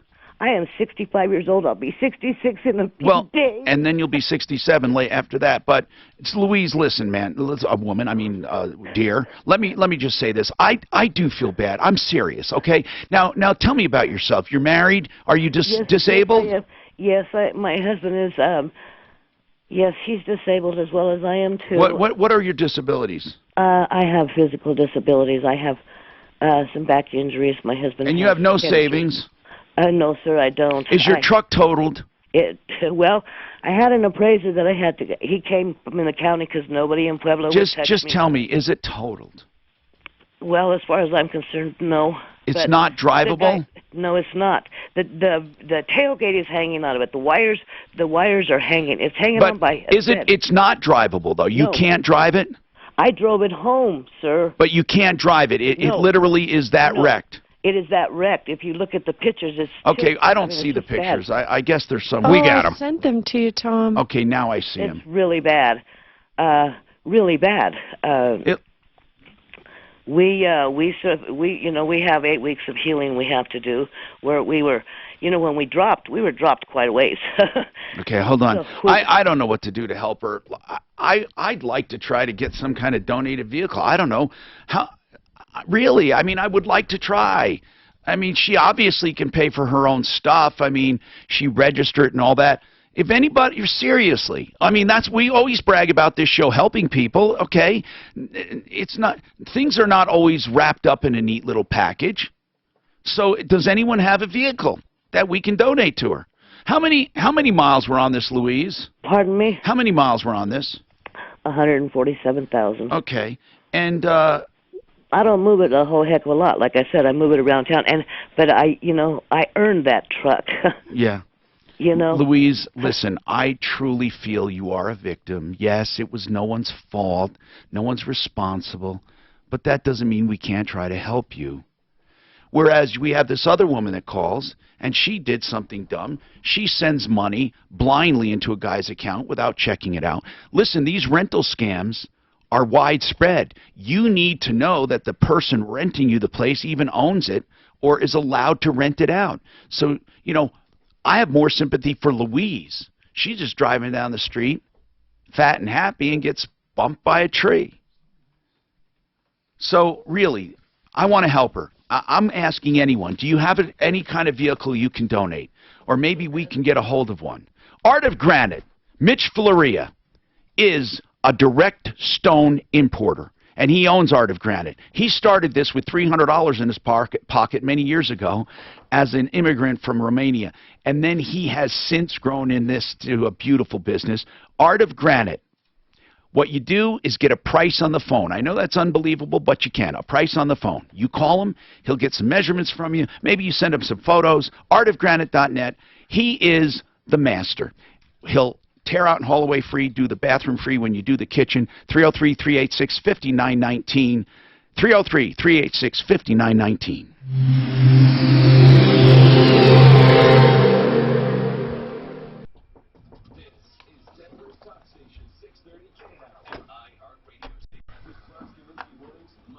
Gentlemen? Hey.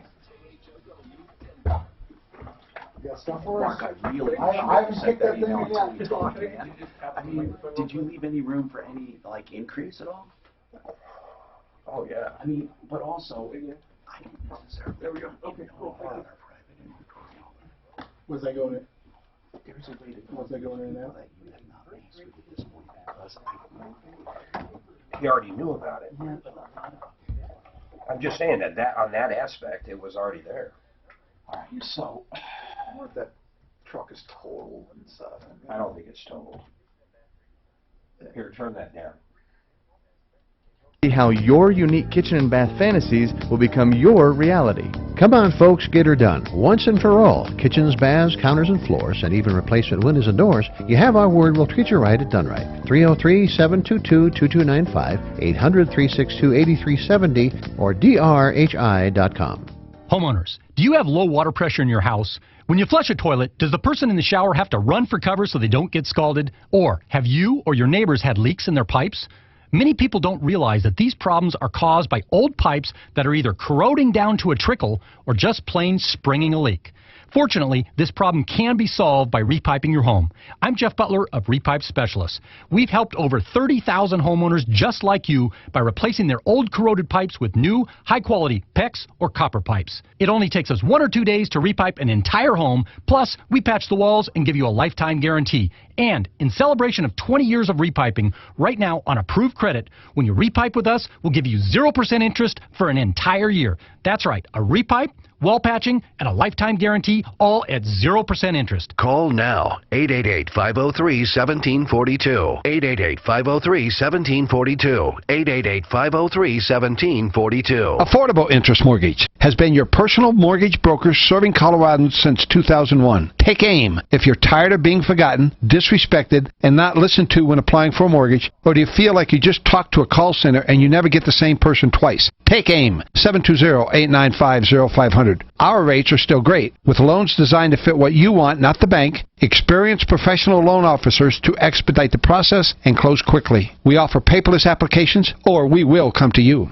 View your loan status 24/7 and get rid of high-cost mortgage insurance or credit card debt to save hundreds now. Take AIM, 720-895-0500. Many of our clients are saving thousands in excess mortgage payments, owning their home faster, all without changing their spending habits. Call now to start saving big. 720-895-0500. Talk with the same loan officer from start to finish, where it is all about you. 720-895-0500. Regulated by DOR, NMLS 298191, Equal Credit Lender. Today is the day you break the stranglehold of addiction. You and your family can't lose another precious day to this horrible disease. If you or someone you know is abusing alcohol, prescription drugs, hard illegal drugs, or if it's a mental health issue, anxiety, depression, or trauma related to substance abuse, please know you're not alone. There's help. Call the Raleigh House today. They've established a special number to address your concerns. 720-893-5559. That's 720-893-5559. The Raleigh House is a premier addiction recovery program located here in Colorado. You'll speak to someone local about different treatment options, all evidence-based treatments designed to help reduce substance abuse. No more excuses, no more denials. Get the help you need. Some health insurance covers the cost. Call today for a free no-obligation consultation. The Raleigh House, 720-893-5559. 720-893-5559. Call today. There's no question you need omega-3s. But which form should you take? Fish oil or krill oil? Scientists have debated this for years. Luckily, there's a new solution to satisfy everyone. It's called Krill Omega 50 Plus. It combines ultra-pure fish oil and joint-soothing krill oil together in just one tiny pill. It's so powerful, it can promote the health of your heart and your arteries. And if that wasn't enough, it can also boost your joint comfort in just days. We're so sure Krill Omega 50 Plus will work for you. We'll even send you a free bottle to put to the test. The debate is over. It's not fish oil or krill oil, it's both. And now, it's free. Just pay $4.95 for shipping and claim your free bottle. Call now. 1-800-361-1841. 1-800-361-1841. That's 1-800-361-1841. 630 KHOW, an iHeart radio station.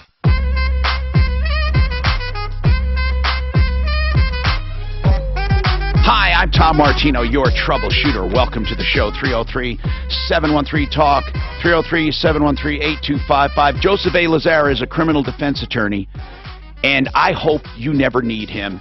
I'll bet you, though, a lot of people on opening day drank too much, and they got popped with a DUI. Yeah, people say, Tom, they should, get what they deserve. I don't have sympathy for DUI, but I will tell you this. No matter what, guilty or innocent, falsely accused, I'm not going to sit here and try to figure it out. Joe Lazara won't either. He's there to get you through the system. That's what you need. 303-429-6200. There are plenty of people charged with shoplifting that never shoplifted. They put something in their pocket by mistake, seriously, or did something stupid like brought something into exchange and got arrested for it. Joe Lazara is there to help people. 303-429-6200. Joe Lazara on my referral list at referralist.com. Let's talk. We have Dr. Chris Centeno with us. Now, Chris, we want to talk about the seminar. What is it going to be? People don't want to come and just hear a speech about stem cell. I want to know, what are we giving people of value? I know when I talk to you, I get loads of information. This is not just some blabber session. And this differs from the other so-called seminars, which are hard sells. And basically, I'm not going to really let you see what's behind the curtain. You're going to let everything, all cards on the table. Yeah, full kimono. I mean, our goal is to make sure that people really understand what this is and what it isn't. Meaning, where does it work? Where does it not work? And speaking of that, we said we would say, where are the most successful cases in stem cell therapy? You have 14,000 patients over the last several years. The first clinic doing it clinically. What is it? Yeah, I mean, knee osteoarthritis, for example, works well. The knee. If you really want to see amazing MRI results, ligaments and tendons are amazing. ACL? ACLs are blow me away every day. You can repair the tears. I've seen full thickness ACL tears, and 3, 4, 5 months later, the reading radiologist is reading it out as normal ACL. That's crazy. So that's probably some of the craziest things we see. But, listen, on the other hand, where doesn't it work very well? If you've got severe hip arthritis, this is not for you. Go get a hip replacement. Okay. Now, if you go to a chiro clinic, they're going to claim that magically they'll grow you a new hip. doesn't happen. And that's what you're going to get at this seminar. What you're going to get is the real deal. You're going to get really this is how this works or doesn't work, and a chance to ask all the questions you ever wanted to ask. Right. Without the hard sell. We're not going to hard sell you. We're not going to tell you if you leave the room, you know, you get so ligaments and whatever. tendons are really great. Hips not so great. What about tennis elbow, sore elbows? Tennis elbow works well with this type of therapy. Low back? Low back, it depends on what it is. If you've got severe stenosis, probably not for you. If you've got moderate degenerative back stuff. You know, like older people get the arthritis and the stiffness and all, but no herniated discs or anything, but general overall arthritis, or what they call, you know, the stuff. What is stenosis? Is that arthritis? Well, stenosis is where you get arthritis so severe it's pressing on the nerves. Okay. In this case, so general old age low back stuff, this works well. Herniated discs, it works well. Really? But if you've got a huge amount of bone pressing on the nerves and compressing them, not so well. Do you share any kind of pictures before and after at this seminar? Do you have stuff like that? We do. We have lots of those that'll be part of this seminar as well. But again, you can trick people with those. You can trick people. He told me, he showed me a picture of a knee before and after. My knee. This morning. And it wasn't healthier. It was just made to look healthier by tilting the X-ray. Yeah, so if I tilt the X-ray 5 degrees on my knee this morning. When he took the picture. And how would you know when one of these doctors is taking your picture? He tilted it. No, you wouldn't have any clue. In fact, it's barely perceptible on the change in angle. You wouldn't know if you were even watching it 3-4 months apart. How would you know exactly what? So they show you your knee and say, look, here's before, here's after. Right. And it's just a 5-degree switch on the beam, and the next thing you know, you got cartilage. That's crazy. You can grow it in seconds. All right. 303-713-TALK, 713-8255. Let's talk to Patrick. Patrick is our tough failure to launch kid who we've been getting updates from almost weekly. You know, we've been encouraging him and helping him. We haven't given him anything yet directly except advice and maybe a kick in the butt and then some moral support. He has an update. We told him keep us updated about a job. He has a job and then was offered another job. We told him to first really evaluate what that new job is first before he takes a new job, and and not just be so quick to jump from job to job unless there is a substantial benefit to that. So Patrick, what is your update today? Well, I got approved for a car loan. Now, did you accept it? Yes. Okay. And I wish you would have, talked to us a little before this. What kind of a car and what kind of a car loan? It tells me if you got approved for a car loan with your current situation, normally what they do is they either get enough down that you already paid for the car and then some, and the monthly payments are gravy, or the first payment is enough to pay for the car and the rest is gravy. Are you going, first of all, to a buy here, pay here lot? No. Oh, okay. What kind of a dealer? You don't have to tell me who, but what kind of a dealer? A regular new car dealer? Yes. Oh, so you went to a regular new car dealer? Yes. All right. And what kind of a car are you getting? 2015 Focus. Well, that's not bad. A 2015 Focus. How many miles? Just under 9,000. Okay, hold on. How much are you putting down? I'll be putting 1,000. Now, Mark, just don't be harsh already. I'm not being harsh. What interest rate did you get? 20.99. Wait. 20.99? Yeah. 20%? You realize on Friday we told him we were going to give him a car at the end of this month. I don't understand the 20.9%. Wait a minute. How much is this 2015? 13,000. Okay. How many miles on it? Just under 9. You told me. That's not a bad price. Okay. So hold on. Well, it is okay. So 13. So you're financing 12,000 at 20%. Jeez. Oh my God. Yeah. Wow. I haven't taken delivery of the vehicle Yeah, yet. it doesn't matter. It doesn't matter. You've obligated yourself if you signed everything. How much is your monthly payment? $387. $387. And what about insurance? Looking right now about $480. In addition, wait, your car insurance will be $480 a month? Yep. Okay. Remember, he had like 15 different cars so far. All right, so hold on. So you have you have $867 a month for that car with insurance what do I say you can't fix? Okay, wait a minute first. We were going to give him a car Friday, Tom. Patrick, what did you not hear about that part of it, the giving you the car? You just got the gimmies. Now, hold on a sec. What about, where are you going to work after this? Well, I'm meeting with, I remember I talked to you about the medbed thing. Right. Yeah, well, I'm meeting with him on Friday. So I can get more information and all that stuff. Good, okay, good. Manager. All right, all right. He wants to start a career in automotive repair, and he said they were offering some kind of on-the-job. So what do you think, Mark? Now listen, Patrick, listen, you called us because you wanted help. You want our feedback. You can take it. It's not personal. Ask him questions, Mark. Go ahead. Go at him. What do you mean go at him? We offered him a car Friday. He goes out and buys one at 20% interest. He has $500 a month in insurance now and a car payment, and he's making $10 an hour. I mean, what else can I ask him? Patrick, I got a bigger question. Don't you have a deficiency on a car that you had repossessed? Yes, and that's what surprised me even more when they came back and approved it.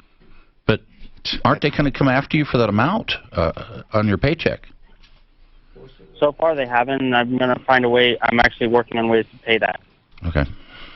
Well, how much... So why not take the free car just by working till the end of the month? Why buy a new car when we talked to you on Friday? Because I wanted to personally rebuild my credit. Okay. Listen, let me ask you something. Rebuilding your credit, how much debt do you have? Not the car debt. How much debt are you right before that car? You have a deficiency on a previous car of how much? $12,000. Oh my God! Oh my God! Hold on, I'm going way over time. Hold on, we'll be right back. Hold on. They're going to come after the rest of his paycheck. Could have got that crappy little car, not paid full coverage. He's going to have to pay full coverage of $480. He could have got it for like probably $120 for insurance. He's paying this kid. As soon as they may as well give it up. Wash your hands of it. He's working, they're going to come after him for that giant deficiency on the other car. Of course they are. Or he goes bankrupt. Yeah.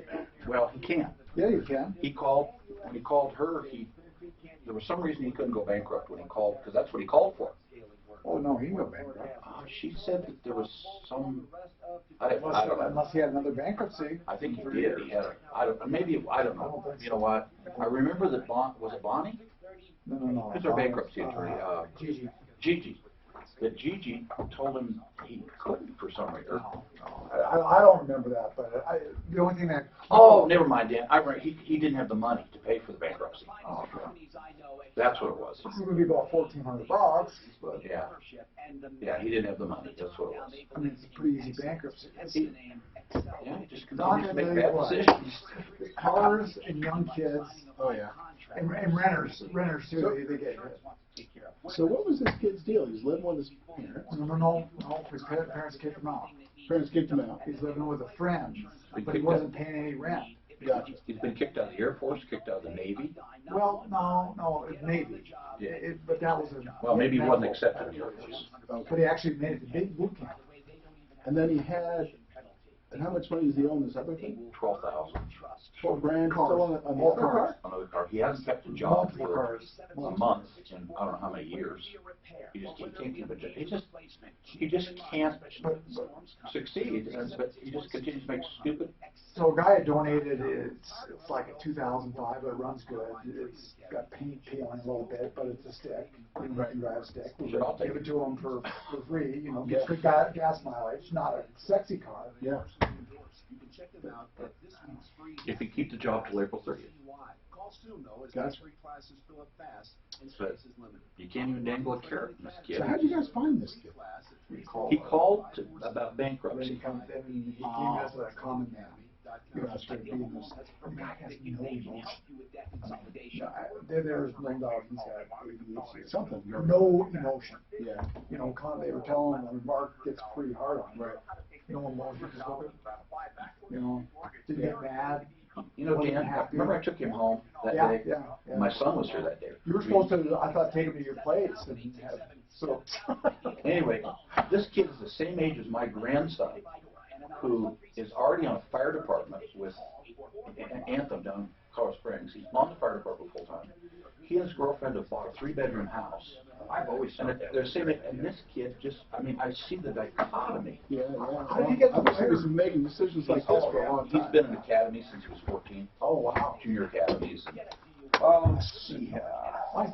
My nephew had a hell of a time. He was in the Navy, 6 years in the Navy, went to SEAL training. You want to have a copy? I should have asked. It's hard. Yeah. But that's why I said he started in junior academies at 14. So he's. And he had a college degree. He got, and then also he got on the. Yeah, who said this? That place that goes in the big net. It might be better tomorrow, actually. If we can get in now, I don't care if you. Yeah. We had that. He actually got. Okay. Monday, so the class I mean, he's done everything. I'll say that you're going to have he got his EMT on his own. There you go.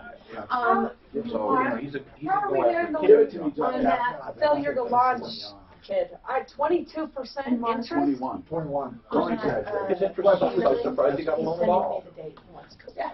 20%. What are you going to tell? Did you finish with them, or we're still talking? Mom reached out to me yesterday about him. You updating? So I think you guys should up your versus 200. You maybe should do it for 1,000. I'm not going to end up he's not going to be working there at the end of the month. I already know. Sure. He didn't want to do it for a free car. So if you took that off, it wouldn't be cracked. Nikki, you're not going to fix them. There's no fixing them. This is the. You know what would fix them? I'd say the United States Marine Corps, but they won't take them. They kicked them out. If you recall, or whoever. And they let you in. Explain that. They fixed me. I was like him. Except you had a 29% and you bought a boat. Then I says, "Whoa, is Al calling in? How am I going to get to work? I don't live on a lake." Damn it! I should have thought of that. Fix it 24/7. Listen, they're having a special. You pick furnace or air conditioner for $39. They will come, clean, adjust, and refurbish. And I mean refurbish. It's almost like a reconditioned unit. In fact, they take it apart to the extent they can. I personally would have air conditioner done right now because many parts of the furnace they get to when they do the AC, and it's just $39. Fix it 24/7, does the work to complete satisfaction guaranteed, and a no breakdown guarantee. You will be blown away by the level of service you get for $39. I mean, the thing will run like new. And if there's any serious problems, you'll get a complete written report. But they make all the minor adjustments free, and the cleaning, and all of the reconditioning. 720-526-3939. Now, it's just for the next 10. 720-526-3939. You pick furnace or AC. 720-526-3939. We are going to go to Terry, who has a question for Dr. Chris Centeno from Centeno Schultz Stem Cell Therapy Clinic. Go ahead, Terry. What's your question? Hi, I was wondering, my brother has MS. Does that work with MS? See, that's a good question. Does it work with? Now, MS, have you ever treated people with MS? You know, our focus is we've only stayed in orthopedics. We've not gone into anything study that came out that showed fantastic results. It's a little more aggressive. What they do is they give them some chemotherapy to basically kill off their existing bone marrow space. Whoa. And then they do a bone marrow transplant. But the effects were amazing in reversing MS. Really? So basically they're rebooting the whole system. Then the other way to do it is more with an IV or injection into the spinal canal of same-day stem cells. And there are a few clinics in the U.S. that do it. There are a couple ex-U.S. that do it. If she wants to send me an email, or if she sends it here and you guys forward it to me, I'll hook her up with someone who knows who the reputable clinics are that are doing treatment in that area. Okay. Okay. And do you know if Medicaid and Medicare cover Nope. any of that? No. Not yet. No. They Stem will cell. one day. Stem cell in general. Do you think, Doc, if you took some It's stem not covered, by cells the way. and shot it into Patrick's head, he'd make better decisions? You know, Now, let's talk about. You know what I love about you guys is that you just say, "Hey, we're not doing this. We don't do this. We don't do this," and it's not indicated for this. I have never heard a chiropractor's office yet ever say once, "No, we can't do it." They say, "Sure, come on in." Yeah. I mean, people, you got to be careful. Stem cell therapy, many ripoffs. We're going to talk to Ron. He has some comments. Gina, her parents are being evicted from a trailer park. There are special rules for that we'll talk about. And then we have some comments on our failure to launch child, all of that coming up. I was just getting ready to ask you about MS because last night I had The only thing you could have done worse is have his best friend close up the phone. Or he co-signed for his best friend. reach you out like over. Oh, yeah, let me give you my. I can't believe we offered that kid a car Friday, and he bought a car Saturday. I'm just amazed by it. I know what happened. He went to talk to them about the job. And they said, You think he bought the car from those people? Did you ask? I'm going to start on that thing with the Attorney General today. Okay. Who did he buy the car from? Something. Yeah, That would be fucking hilarious. $1 million scam. Anything going on. I bet. Yeah, he did. it's I the bet biggest he bought medical it from. scam happening at the moment. They're not going to qualify him. Nationwide. I can't. They've got to take something. You don't know for a fact, right? No one's told you. Lunch. A real lunch. It's a hell. The only reason I say that is they wouldn't trip him, I don't think, and there's no way he'd qualify. But he went and talked to someone else. I mean, all he's got to do is probably looking at cars and sales. I want to know. We want to know where he bought that car. You think you bought the car from the place that's offering him a job? That's what he thinks. I think that would be incredible. But I don't think they'd trip him. There's no way his credit would do it. I can't believe he got a loan at all. Yeah, boom, told you, it wasn't them. But at 20%. It was not MedVed. Lunch! Who is it? Groove. Where is Groove? Are they in Castle? Groovy. How this kid get to Groove? 20%. 21%. 21%. I just hope other people listen. Thousand See down. how ridiculous. $1,000 down, right? They're going to have to make some money. How much did they say the car was worth? 15, 15? 13, I think. 13? Which is Give me how much is the car? I don't know. I didn't look it up. Ford Focus 2015. Let's see what the KBB is. No, it's right there. Did you look? Yeah, I've got it right here. Private party is 12 to 14. Okay. It's private party. The dealer's going to be more, so 9,000 miles. It's a reliable car. But he should have done this 3 years ago before he fucked up his credit. He's gone, according to someone in his family, he's gone through 15 cars, 14 cars, an outrageous amount of cars. Well, I think she got burned so many times. I agree 100%. That could be. Don't know about that. What, how many cars was he through according to whoever? Mom, like 14 cars. Excuse me, Tom. Brent is usually really good about holding to get his live in, but he's asking today that he could just be sure to be off by 12:10, and it's 12 he's holding. That'd be okay for you? Okay. Scrooby. Just talking about my son, Dan, when he was here, when Patrick was here. Yeah. He must be listening. He just texted me, can't fix stupid. Yeah, I heard that before. It bothered me that kids just don't see that. And Ford, Did we offer him a free car on he's got Friday? full coverage insurance. Yeah, no, it's This car was really, but it ran good. How'd they even get him into a car is the amazing part. Yes. Well, they didn't let him take it, so there's something weird to begin with. He should try to back out of it. Yeah, but you gotta think. I mean, they're taking some risk on this kid. They're taking a massive They'll risk. sell it to somebody else. When the group doesn't do their own, do they? What happens? It doesn't pay. They go and take it. I don't think Groove is that kind of. You know, some of the used car dealers now, they have a onboard GPS. I do know this. Someone owes me the Not a day late, your car will start. That Now that all I eat might is be the late program lunch. he's in, because that would make a lot of sense. No, first you got no, payment that's- plus the late fee plus $50 to turn the car. That would have been funny, though. He Actually, actually, yes, they also, in the key, they I also. just can't imagine that, thinking of that. You pay extra per month. It does bother me. Yeah. But if you have terrible credit. Didn't he call in and he seemed like. That he makes was- sense. Why would you You do could that? just turn it off and then just come get it. Yeah, people would. God, think of what's going to happen when we have self-driving cars. If you don't pay, it repos It'll itself. drive itself home with you in it. That's right. Doors locked. It'll call the cops, I'm coming in. Wouldn't that be crazy? That would be. Did you see that accident with that autonomous car down the Phoenix lady hit? Yeah, the lady story. She's walking across. They said that even anybody would have hit, but who knows? Yeah, there was another angle on it. She came out between something that she was hidden until she was in front of it. So really, it wasn't the car's fault? Is that what they're saying? There was not. That driver, though, should have been looking if it's the same Yeah, one. they do have video of the driver doing this. Yeah, they're hired. All they got to do is stare out a window, which has got to be brutal. Yes, yes. So she was looking at her phone, but The new Cadillacs, they have a pretty nice autopilot, but there's things looking at your eyeballs. If you're not paying attention, it'll turn the autopilot That's off. what my wife's So you Mercedes. can't hop in the back or yeah, anything. exactly. That's what my wife's Mercedes was telling me. I was too sleepy to drive. It was looking at my eyes. Yeah. But it doesn't say you're too asleep. Yes, it said. A thing went off. Said you're too tired. You need to pull over. We should have that in here. But how do they know that? I wonder too if it was lane wandering or whatnot. And somebody the other day said, no, it sees your eyes. Yeah, but it doesn't. It wants to know you're looking. It's a different kind of system, though. You're talking, it doesn't drive itself, does it? It can. Oh. It won't let you change lanes with somebody. It'll pull the wheel back.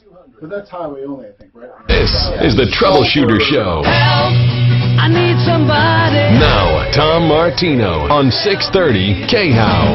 Help me if you can. I'm feeling. Hi, Tom Martino, your troubleshooter. Welcome to the show. 303-713-TALK, 713-8255. This hour brought to you by Ideal Home Loans. For your next ideal home loan, we have so much to talk about here. We're talking about stem cell therapy in our seminar we're having tomorrow, Wednesday night. We're also going to talk to you about your problems, questions, and complaints with one line open, 303-713-TALK, 713-8255. And what we do here is help people. It's that easy. 303-MARTINO is a number that works 24/7. Leave a message, and we'll get back to you, or it'll ring straight through to the show when we're on the air. And for all of you online listening to our podcast, you can do that very easily by simply calling us at 303-MARTINO or at any time when you're listening, or email us live at troubleshooter.com. Brent Ivinson from Ideal Home Loans is here to talk about rates, because people are so concerned with rates. Now, I know one thing you don't have to worry about. They have the interest rate guarantee, so if rates go down over the next 2 years, they'll refinance you free of all lender fees. And you just pay the normal prepaids, like your taxes and insurance. But other than that, I just want to know what is happening with rates, Brent. Well, what we're seeing, the Federal Reserve has made it very known that they would like to continue to hike interest rates. Now, that may not necessarily have an impact on long-term mortgage rates. Oftentimes it does, but that's not a sure thing. But here's who is going to be impacted with those hikes. If you have an adjustable rate mortgage right now, payments are going to be going up as the Fed continues to raise rates. If you have a home equity line of credit, same thing. That index is going to rise, your payment is going to rise. If you have credit card debt, same problem. That stuff is going to continue to go up. So, what we're seeing right now is we saw a big sell-off in the stock market last week, and that did not benefit rates nearly as much as we thought it would. It kept things stable, but we're likely going to see rates pressured higher as we continue to get economic traction and see more economic activity. So for anybody looking to buy, looking to refinance, my advice would be take advantage of where things are at right now. 30-year fixed rates still in the mid-4s. It makes sense for a lot of people, but waiting is not likely going to help you out a lot. No, and waiting never helps, especially with the interest rate guarantee. IdealHomeLoans.com. It's that easy. Or call them, 303-867 7000, 867-7000.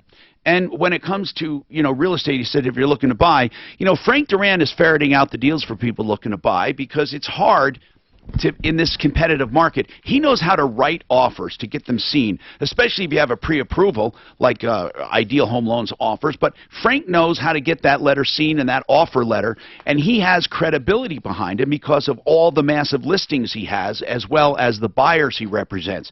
So whether you're looking to buy or sell, whatever side of the transaction you're on, you will do well having Frank Duran, the real estate man.com, 303-920-1622. Russ has a stem cell question. We have Dr. Chris Centeno with us from Centeno Schultz. We'll also go to other things where there are so many other calls we'll get to as well. Russ, what is your question? Thank you for taking my call. Yes, sir. My daughter, she's only 28 years old, and had a skiing accident when she was like 6. But anyway, her problem is she has arthritis in the top of her neck, like on the right side of her shoulder, or right side of her spine. If you draw a triangle from there to her shoulder and then back to her spine. Basically arthritis, and arthritis resulting from injury. And she also has sclerosis. Scoliosis, yeah. So a curvature in the spine. Correct. Yeah, so we treat that kind of thing all the time. Usually for those sorts of problems, platelets or platelet-rich plasma will work very well. Which means you don't have to go the expense of stem cells in some cases. So it's substantially less expensive than a stem cell procedure. Okay. But yeah, many times that's referred pain coming from injured joints in the neck. Sometimes the ligaments are damaged as well from the trauma, so we usually treat both. But scoliosis, I would imagine, is very difficult because that's more of a curvature problem from birth, right? It is. All we can do with scoliosis is to prevent further collapse or to slow it down. And sometimes that's pretty interesting how well that works, meaning that scoliosis, the more the spine gets out of whack side to side, the more it wants to go that direction. So we can tighten down some of the ligaments to prevent that from progressing. But we're not going to fix someone's severe scoliosis and make them straight. Okay. 303-713-TALK. Let's talk to Ron. Hi, Ron. What's happening with you? Ron? Yeah, hi. How you doing, Tom? Good, Ron. What's happening? Hey, I'm a native, Colorado native. Matter of fact, I used to know Alan Berg when I was a little kid. Oh, my goodness, yeah. And that's where I got my start in Denver on radio. Oh, I know. My dad was a Denver cop. He used to listen to you religiously my whole life, pretty much. I'm 48 now, but... Well, thank you for calling. What's going on? Well, as I said, I'm in San Diego. I listen to your podcast. I'm a couple weeks behind still, but I was listening to one where the guy from Master Drive was on the other day. Yes. And first off, I'd like to say that he's phenomenally intelligent as far as common sense on the road is concerned. Oh, yeah. Unfortunately, I see stuff that just drives me nuts. I have 4 children, or 2 of them pretty much grown now, and you know, the way people drive, it's no wonder. There's no excuse. Every accident is 2 people's fault. Because if somebody hits you, you're doing something wrong. Russ, not Russ. I'm sorry, Ron. Don't people literally try to do it by automation? I mean, to me, they're not concentrating, right? Absolutely. I race cars. I have my whole life, and I have some advice for every parent listening. Okay. If you want your child not to die in a car accident, you need to, everybody talks about the defensive driving and being a wuss on the road all the time. Bottom line is, you need to be somewhat of an offensive driver. I enjoy when something happens on the road. I enjoy it. I race cars. I love when something happens. But I know every car around me. I know if there's somebody in my blind spot to my right, well, I'm usually in the fast lane, or if something happens, if somebody comes into my lane, I can instinctively, immediately get out of the way and swerve into the next lane because I already know there's no car there. I keep track of everything. I see what you're saying, your environment. Yes. This is one thing that drives me. I had a girlfriend in high school died from this. People don't look left and right going through green light. That is suicide. Every time the people I'm sorry, I think women are a little worse. No offense to the women, but I pay attention to people, and just because you have a green light does not mean some truck isn't going to run the red light going the other way. And I just had this conversation. I just had this conversation with my wife the other day about she slows down at the intersection. I say, "There's no one here, hon. There's no one here." She goes, "But you know how many times people blow through stop signs?" And all the time. So you are affirming what she says and what she does. Be cautious. I've had probably, I guarantee you, I've probably avoided 25, 30 accidents since I had my license. I have not wrecked a car. I admittedly totaled 3 cars in 8 days when I got my license. My dad literally chased me around the car to kill me, and the police had to throw him onto his car to keep him from getting me. So that's how pissed off he was. But I was wild. Well, thank you, Ron. Ron. How to drive. Appreciate it. So, well, one other thing I wanted to bring up. Yes. All these people getting ripped off and everything else. I was told Mark has this on his phone, but I'll tell everybody out there, if you haven't, I'm sure that Apple phones have it too, but if you have an Android phone, there's an application called ARC, and it stands for Automatic Call Recorder. I'm in California now. We don't have the luxury of being allowed to record a phone conversation without telling the other person, as opposed to Colorado where it's legal as long as the one party knows. Right. And, all these people, I constantly hear people saying, oh, this person said this to me, this person said that to me. Well, a verbal agreement in Colorado is binding, and it's legal to record it. It's a no-maintenance thing. All you do is download it, and it's on, and it's there forever. I don't think they have it on Apple, man. I don't know, but they have it on Android, and I'll tell you, I'd get rid of Apple for that, just for that application. That application, and I'm a contractor, I work on boats. And I get confused, I forget things, and all I have to do is look up the person's name, and I can go back a week and listen to the conversation. That way I know exactly what was said. I don't use it for legality. Yeah, well, you know what? I think you bring up all of the topics you brought up right in our wheelhouse. First and foremost, driving. It has become automated for too many people. I find myself sometimes falling into that trap where you're just driving, but you're not really paying attention. You're thinking about 1,000 other things. The other thing you brought up, of course, is true. Be cautious, be proactive with your children, teaching them how to approach stop signs, intersections, getting them some driver education. Master Drive is a wonderful program. And then, so basically everything you said is true. And then getting ripped off, how many people walk into it, Mark? How many times is it the consumer's fault they got ripped off? I don't mean they deserve it, but it's their fault. Almost every time. Yeah. 303-713-TALK, 713-8255. We got Gina now, and Gina, I've noticed that you were waiting a while. I appreciate it. Let's take the call, and I want to remind you, Dr. Centeno Schultz is here, and we'll be telling you about a seminar Wednesday night. We encourage you to go to in the DTC. Mark and I will be there along with Chris and his staff. Gina, what's going on? Okay, this is not Gina. This is her husband. My name is Ernie. I'm talking for her because she had to go to work. Okay, what's your name, sir? My name is Ernie. Zernie, what's happening? Okay, this is what's going on. My mother-in-law takes care of my grandparents, in-laws, her parents. And they went to go take her bath yesterday, whatever. And my mother-in-law asked the landlord if a few things can be fixed in the house. And he said...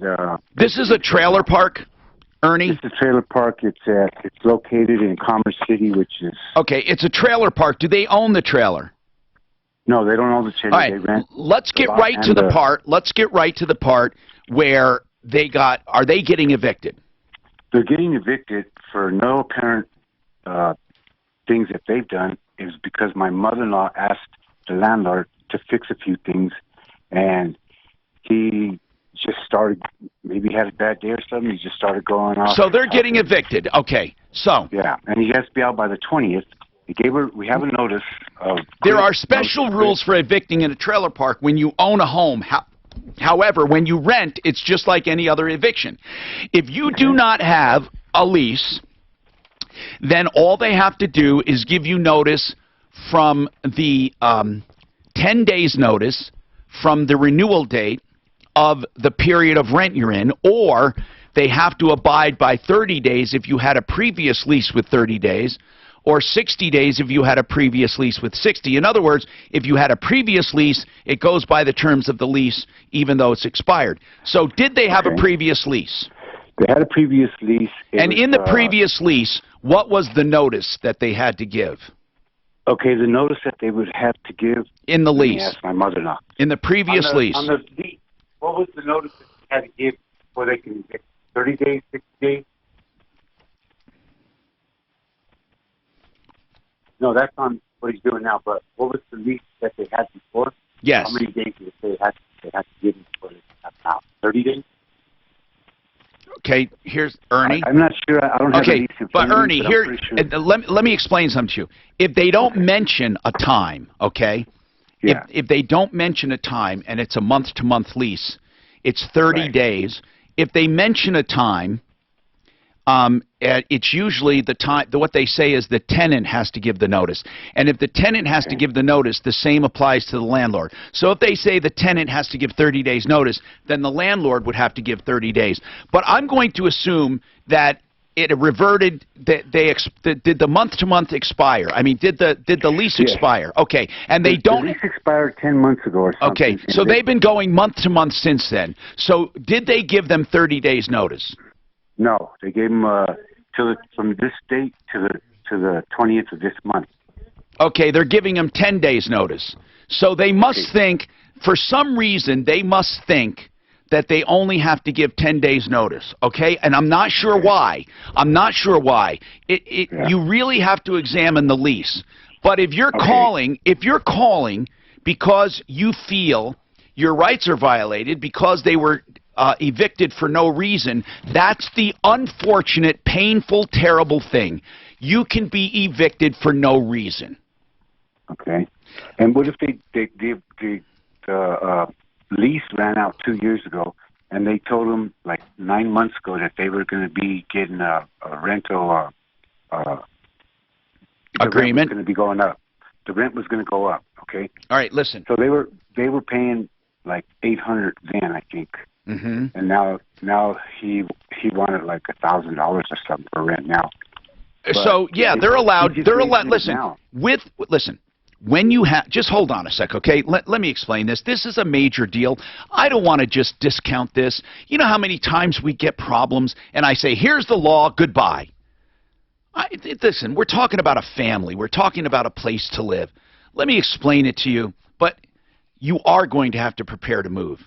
I'll explain to you how they arrive at what they say and what they can do, because many times people feel they have more rights than they actually have.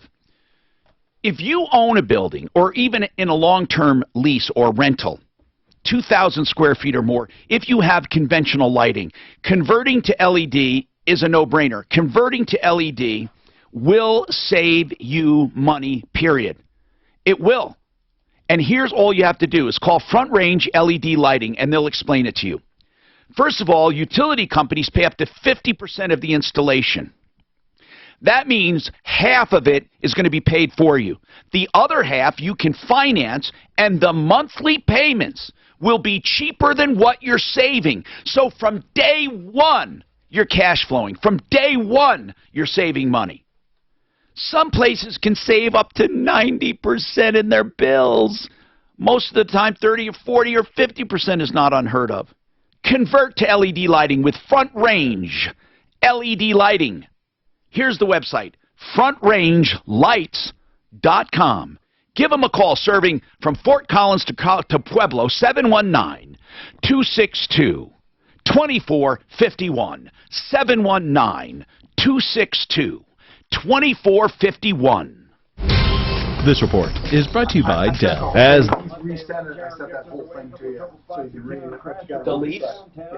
No, not the lease. The whole, kicking them off. Oh, I see, okay. Watch out for rescue vehicles arriving to the scene. Watch out for construction there on the shoulder along I-70 eastbound between 270 and Havana. And then one of the things that felt on that too is they said they locked them out of their phone or out their mailbox. The weather forecast. Well, a slight chance of rain, snow, mix throughout the rest of today with the high near 54. Tonight mostly clear overnight. I don't know how a trailer park works, honest to God, man. I know they're different.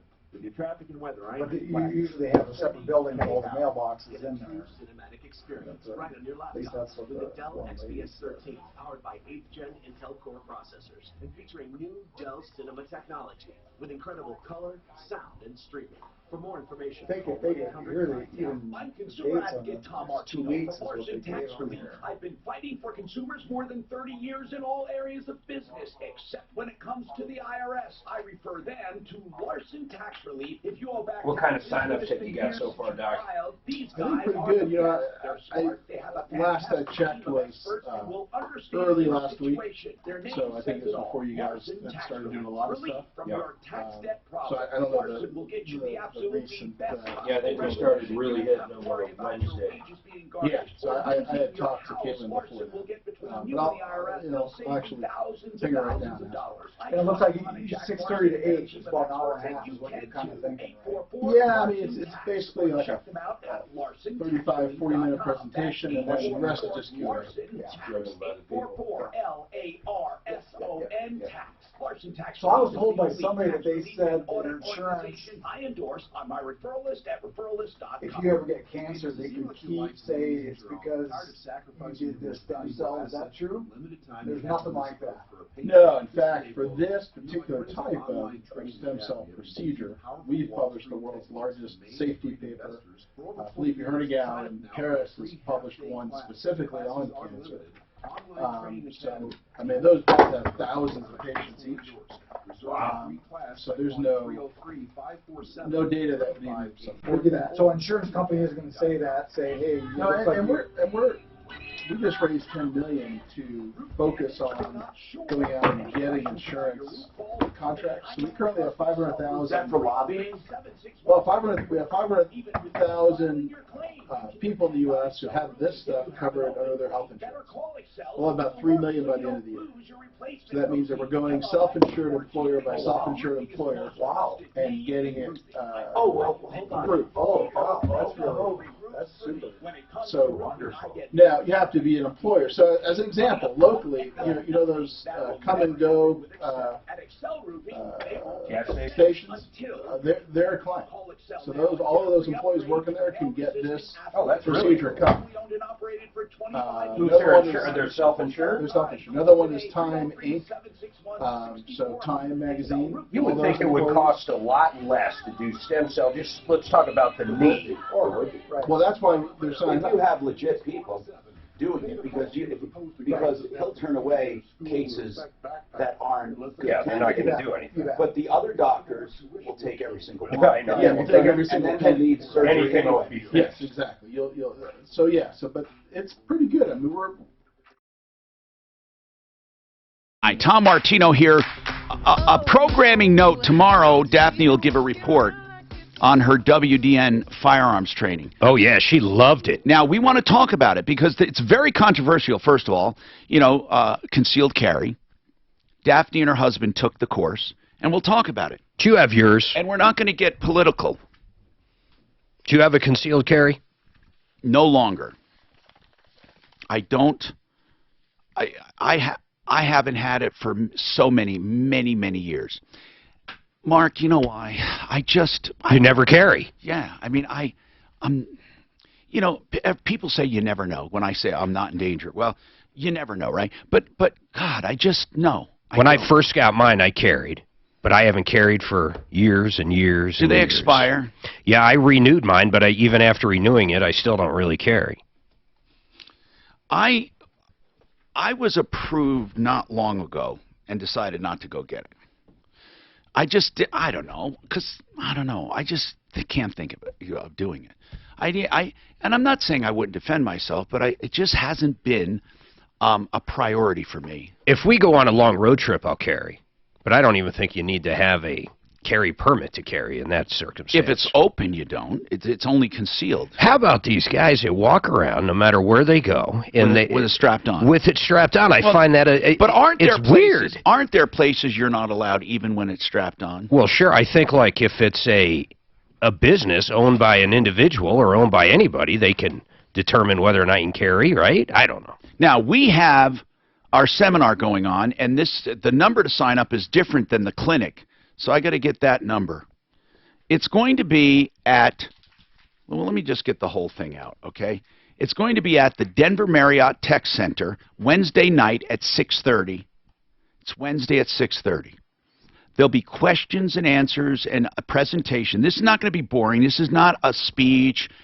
Definitely not a high-pressure sale or a sale of any kind, unless you want to know about it. Dr. Chris, what did you Oh, want? yeah. Come talk to the doctors. We'll have a number of different physicians there. You can ask them questions about your problems. And listen, if what's best for you is to get surgery, they'll tell you that. 303-429-6448 to sign up. No cost, no obligation. 303-429-6448. 303-429-6448. I'll ask you straight up, because I always allude to this. Were you the first doctor to do stem cell therapy? All over the country, people have heard about you. I have someone very high up at Harvard, at the med school, who credited you with the first clinic. Yeah, we were the first clinic to do this work in orthopedics. That was back in 2005, 13 years ago. And the first clinic. What were people doing before that? You said for orthopedics. What does that mean? Did other people do stem cell for other things? You know, there were bone marrow transplants and things like that. But how did you get into it? What made you think, hey, I'm going to inject the... You know, there was a great animal study in low back discs that showed you could regrow a low back disc in a rabbit. All right. And so we got together with some of the scientists at CSU who were doing this work in horses. Okay. And we did a 2-year study where we didn't charge anybody. We saw 50 patients just to get a sense of what was working and what wasn't working. And that's how it all began. It just was, you know, there was a paper that said you could do some pretty cool things, and we went forward. Now, were other people in the world doing it before you? You know, the only person that's been doing this longer than us is Philippe Hernigau in France, and Philippe did bone work. So he didn't really do joints, he didn't do things like knee arthritis or shoulder rotator cuff or ligaments. Or when I anything Google stem cell, your name comes up ultimately as one of the pioneers. Yeah, we've been doing this a long time. No, I'm serious. You personally, though, your name comes up. Yeah, we've published a lot. You know, we get out 3 or 4 research papers a year right now. You're like considered one of the gurus. And I bring this up only because it's been brought up before, and I get emails about it, about the FDA. And I want to explain this. As I've said jokingly, if I was going to get in trouble for something, I'd want it to be this than anything else.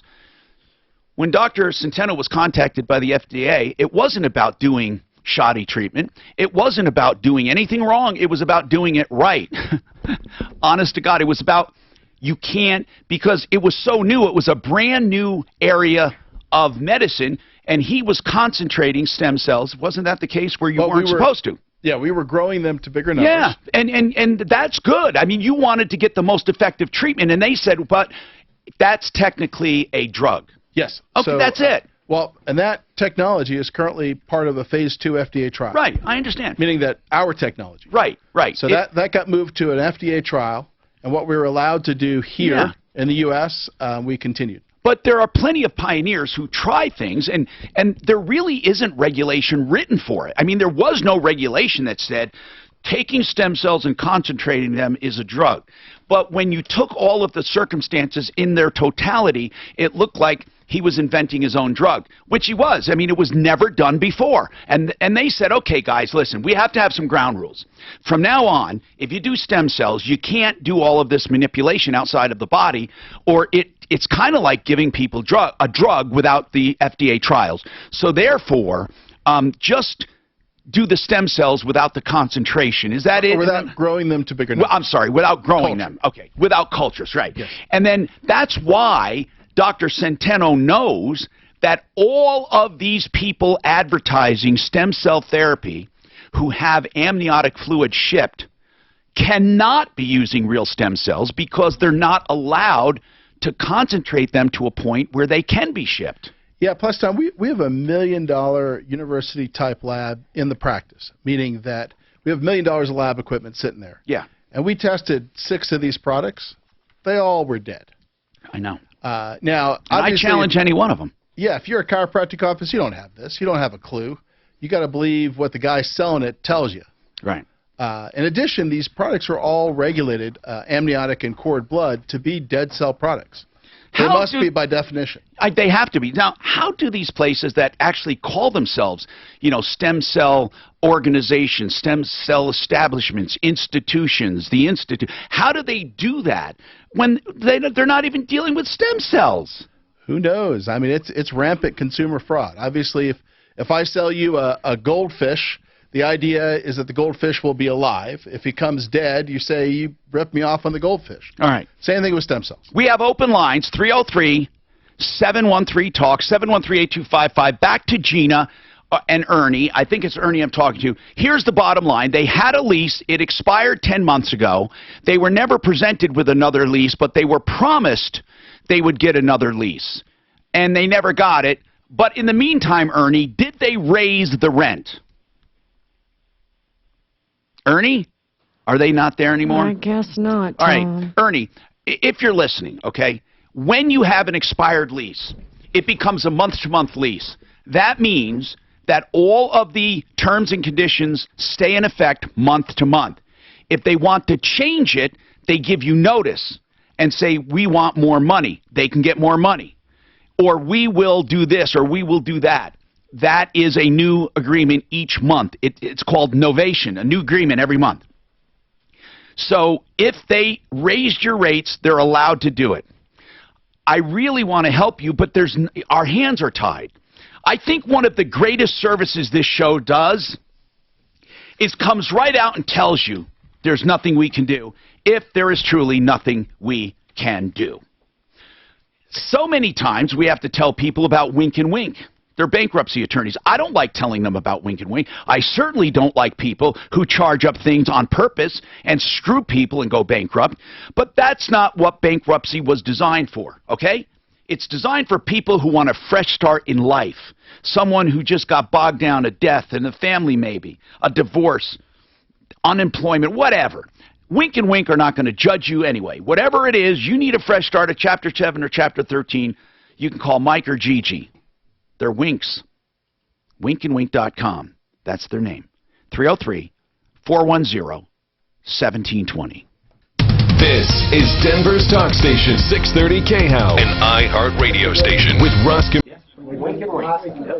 Yeah, kind of weird for a bankruptcy attorney.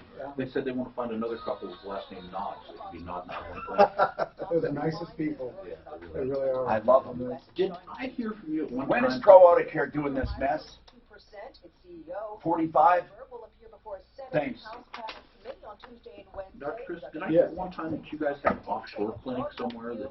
We do. So that's where we've been doing the culture work until it gets FDA approved. So that our stuff was licensed by a public company. So I can go out there and get stronger stuff. Yeah. Or someone else's stuff, right?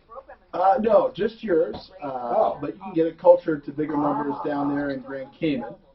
I go down there 3 times a year. I can do a vacation and get it done. Yeah. Why not someone else's though? It's just that down there, the laws say that if it's your stuff and you do certain things like you track it, registry, etc., that's fine. If I send you my MRI, can you see enough off of a low back MRI that was fairly recent, or is that not good? No, yeah. Send me your MRI. Just Dropbox it. Upload it to one of those file sharing services and send me the link. I just have widespread arthritic condition in the lower back. It's just from years of abuse. Yeah.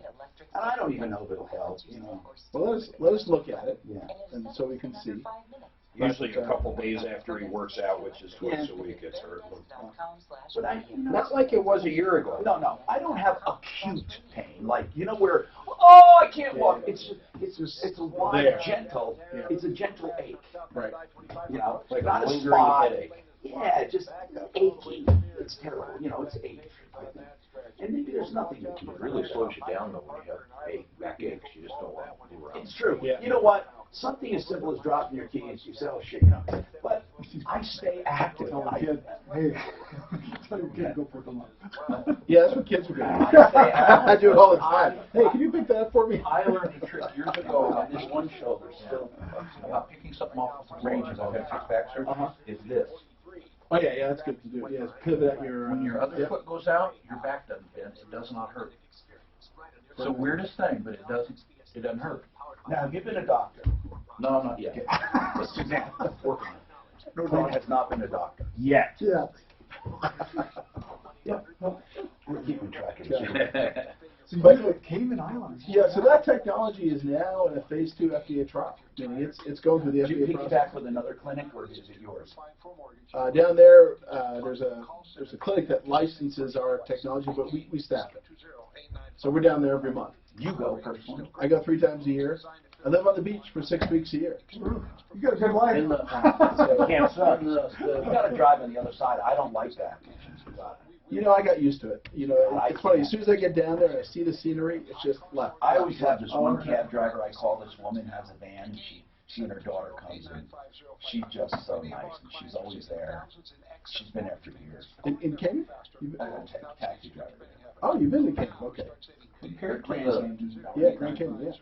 Compared to the soft centrifuge, growing them, how much more does that increase the number? About 100 to 1,000 times more. Wow.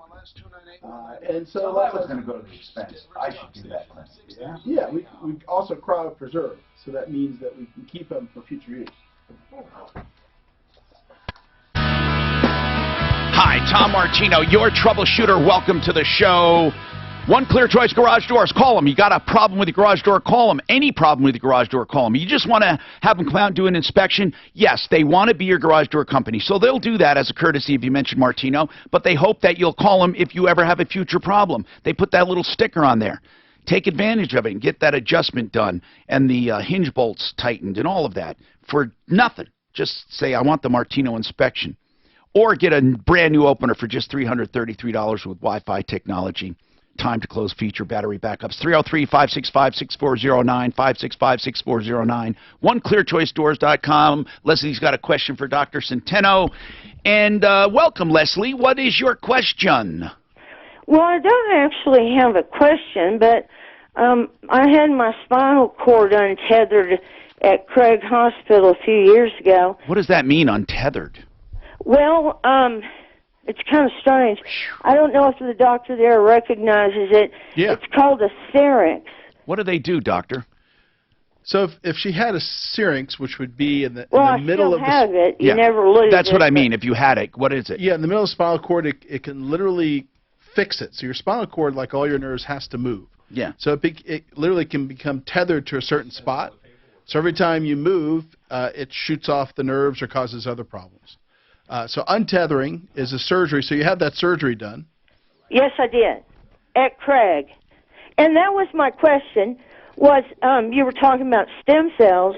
The guy that has really devoted his practice to just doing these surgeries, you know, this syringomyelia thing, Yeah. he often goes to Sweden and has for many years. And I was wondering if you'd recognize his name. It's Scott Fauci.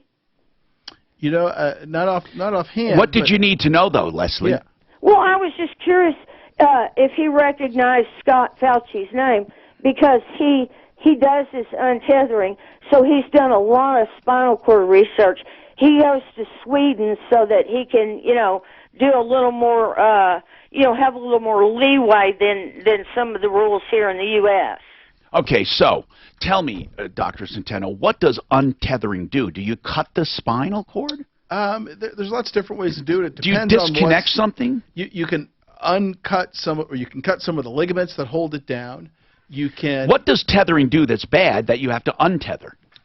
Your spinal cord needs to move. Right. And unless it moves, it will fire off the nerves randomly. So literally, if you bend forward, your spinal cord has to move with you. Right. So tethering would be it's tethered down. So you can cut the ligaments. That So hold if it's tethered, you can't move. it's hard to move. Oh, but why is it tethered? Are you born that way? You can be born that way. Something can be holding it down. Okay. In her case, she has a syrinx, which expands it out. I see what you're saying. So untethering it makes it so you can move normally. Yes, or better. All right. So I don't know why our failure to launch kid is back on. Patrick, he's our project we took on, giving him advice throughout. And he was on earlier telling us he got this 21% a loan on a used 2015 car. We thought that was not great advice since we were going to get a car donated to him, and it just puzzled us because he was paying $387 on a car payment and $480 just for insurance. And you know, Patrick, as we said, you know, we're not telling you what to do or how to do it. We're trying to give you recommendations, and we wanted to show you people care. And we've been talking to you on and off the air, as you know, coaching you basically because we wanted to make a difference. What did you call again for? Did you something happen? Actually, even with talking to you guys on there, and yeah, Mark, I kind of agree with you there. I kind of probably do need a kick in the butt there. Yeah. For that. Well, I'm actually. How come you're not at work? No, hold on. Just wait a second, Mark. He's going to work. So, Patrick, what were you going to say about the car deal? I would thought maybe you'd tell us you got it undone. I want to. Okay. I'm wondering if we can get it undone for him. Just send over the paperwork. We'll look at it. Yeah. Remember I told you to call us before you make any major decisions. We want to help you. So hold on, Patrick. Suzanne will tell you how to get that to us. Let's look at that paperwork. He didn't take delivery yet, although that's not necessarily the deciding factor when it comes to buying stuff. 303-713-TALK. 713-8255. Mike, what's going on, Mike? Yeah, I live in a place up here in Longmont, Colorado, and I called about a hot water heater last week, and I didn't call. They let you open a ticket, and I checked this box. Now, let me get this straight, Mike. Is this a place you rent? It is, and so they ended up fixing it, long story short, but in the meantime, the guy didn't notice the box was checked, that he had permission to come in, and he proceeded to call me, and it got a little heated, and the maintenance guy called me. Now, why did it get heated? Why did it get heated if he was just asking you for access? He did not ask me for access. I came home to a card on the door after I had already authorized access, and then proceeded to lecture me about how I didn't answer my phone the day before and called me a bastard. I've since called PML management twice, and I've told them I feel physically threatened that this guy can come into my house anytime he wants. Okay, so I get it. So what you're saying is, instead of fixing it, he left a card there saying, you know, I was here and I couldn't get in, when you had already given access permission. Right, and they'd already been in to fix it 4 or 5 different times for the same thing. And then he got mad at you. Totally inappropriate to call you a bastard. I mean, so who does he work for? PML management in Longmont, Colorado. I have them conferenced in, too, because their whole approach has been like, oh, that's fine, you got your hot water heater, right? And I've told them repeatedly, and I have recordings of all this. I can provide a recording of how this guy acted towards me, but they've told me several times that, well, you got your water heater. They don't care about the fact that I'm worried a guy that would do that kind of stuff has a key to my apartment. That doesn't register. Well, does he have permanent access, or did they just give it to him for that day? I don't know. He was at their 24-hour emergency line, and honestly, after our conversation, you refused to answer, so I don't have confidence if there's a fire or flood, I'd get help at this point. And all they've done is, like, you've gotten your new hot water heater, right? Well, by the way, did they take care of the hot water? Yeah, they did, and the plumber was incredible. It was just a matter of getting through the management company, frankly. Okay, so basically, Mark, he's upset. Deputy Dan, Deputy Clint, the handyman in him, they got into it. He called him a bastard. And now he thinks the guy might be a threat. Kick his ass. Well, come on, you're just kidding. We're not going to ever encourage violence, but having a management company, you know, I just don't understand why they even get into it with tenants. Their responsibility is to be a liaison. Yeah, I don't know. Mike, here's the deal, though. Seriously, if you truly have a fear, or I don't know, you want to get back on them or just drop the dime on them, we will. If you want us to call and say, look, you know, your guy called this guy a bastard. Do you think that's appropriate? What was the handyman's name? I don't know. I can send you a recording of the call, or actually, yeah, send it to us. Send it to us. Yeah. Hold on. Yeah, I do want to hear. No, wait. Can he? If he can send it to us, we'll play it. Yeah. I'd like to hear that. 303-713-TALK. I'd like to hear it. 713-8255. I wouldn't want anybody calling me a bastard. I mean, unless, of course, you're the one being the bastard. Who knows? John, what's going on with wholesale kitchen cabinets? John? John? I'm going to have to put him on hold. And, hey, Craig, you got a problem with an ATM deposit? Yes. What's going on with it? Yeah, I have two bank accounts. I have one at Colorado State Bank and one at Key Bank. Yeah. And I made a deposit at Colorado State Bank. I deposited $100, but I used Key Bank card. It let me make that transaction since I have both PIN numbers the same at both banks. And they kept giving me the runaround. One says that they're supposed to take care of it, and the other says they're supposed to take care of it. So hold on. Let me get this straight. You went to Colorado State Bank and to make a $100 deposit. And you made the deposit, and was it credited to the Key Bank account? It didn't show nothing. It didn't give me a receipt or anything. And I called the bank, Colorado State customer service immediately, and they said I would have to call Key Bank since I used their card. Okay, so you used a Key Bank card in Colorado State Bank. ATM machine. Yes, right. And on Broadway. And it took your money. Yes. Hold on a second. This is a weird one. I didn't know you could make a deposit with you someone can. else's ATM. Well, no, I didn't know that. But I didn't even know, do you feed dollars in? You can make cash deposits You like can that? definitely do that, but I don't know if you can use a Key Bank to deposit into a Colorado State Bank. And yeah, how did it even read the Key Bank? That's what we have to figure out. And we'll come back for that, okay? Al Aramis at Pro Auto Care has the Martino special. I love hearing this, especially this time of year coming up. Al, you know, I know one thing you did for me. I know this is not what your call is about, but you did a cleaning of my air conditioning system, and I could not believe how fresh the air smelled after that. People don't realize that those systems need cleaning. And again, I didn't want to take your time on that, but I just want to remind people, if they haven't had their HVAC system in the car cleaned out, Al does that. What else, Al? Yeah, well, you know, most people that use air conditioning, they just drive and turn it on year after year and don't do much with it. Well, guess what? After a while, that refrigerant starts leaking out of these systems. They can. And what happens is you lose the efficiency, and you'll start noticing that when it gets real hot out, it takes a long time to cool that car down. So what you have to do, the only way to do it correctly, is to connect the gauges to the car. This is how you check that refrigerant. You check pressures, and you run the cycle of the compressor. That's the part that makes that fluid move around, and you check output temperature. That takes a process to do that. And what I want to do for your listeners is I'm going to do 5 callers in each location, but I'm going to do that full inspection at no charge. Oh, man, Al, that's really great.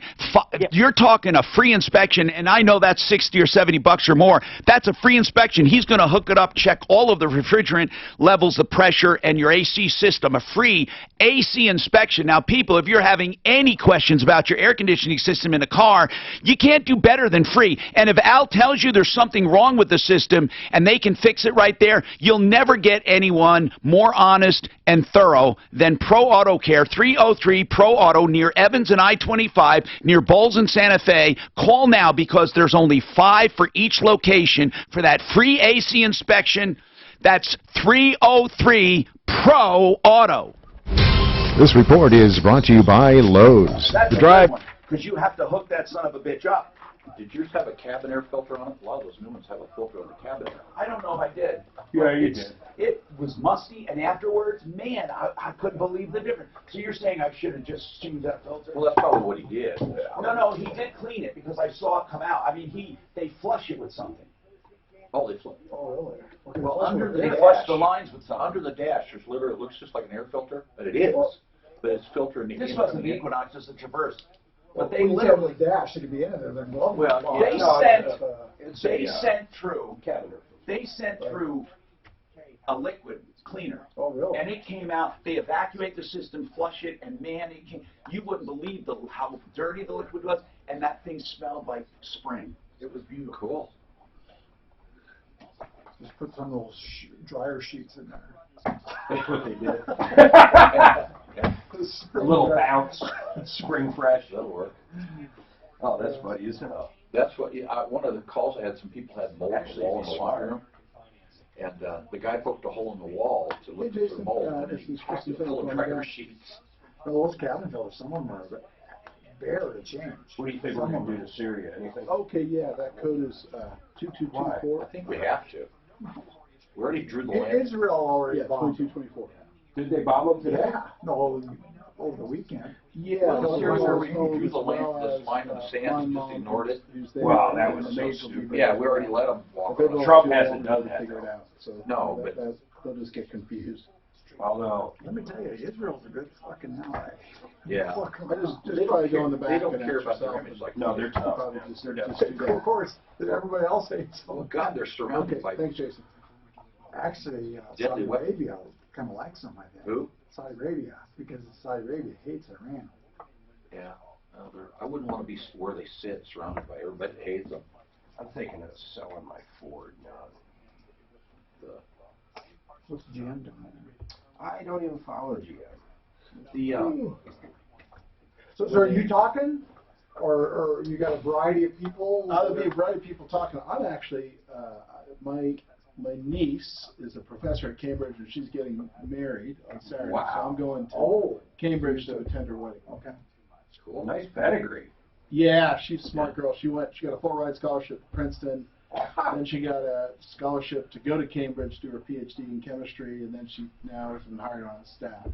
I want to work for you. No, she's working. Oh, really? She's a university professor over there. So Can't talk her into it? Nah. But she will come back to the U.S. I think when she's married. When they sit, I know the centrifuges were special for that. They have to be softer for stem cells. Why are they that fragile, or compared to regular centrifuge? Not really. I mean, the speeds just depend. You can spin the cells pretty hard. Okay. I remember the people were selling them there in the hall. They were talking 1.5. Important more than that, 1.6%. Stem cells can use. Here's what it should do, though. Yeah, 11, that's why I'm going, shit, that spins it super duper hard. Hi, Tom Martino, your troubleshooter, 303-713-TALK. Genesis Total Exteriors. They sell solar windows that generate electricity passively. Can you believe that? Now, even if you don't have a system, it goes into the grid and you get credit. And no matter what kind of credit you get, what do you care? It eventually will pay for itself. Plus, you get the actual solar credits to pay for the windows. 303-679-8509. 679-8509, GenesisTotalExteriors.com. Of course, they do bathrooms, kitchens, baths, and all of that stuff. And then those specialty windows. That's GenesisTotalExteriors.com. So we got some emails very quickly, if we can.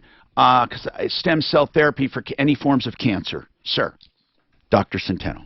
Can stem cell therapy be used for cancer? Has it been used for any forms of cancer? Oh, it has. I mean, that's what a bone marrow transplant is. It's really stem cell therapy for cancer. They get rid of your native bone marrow, and then they usually put either yours or someone else's back in.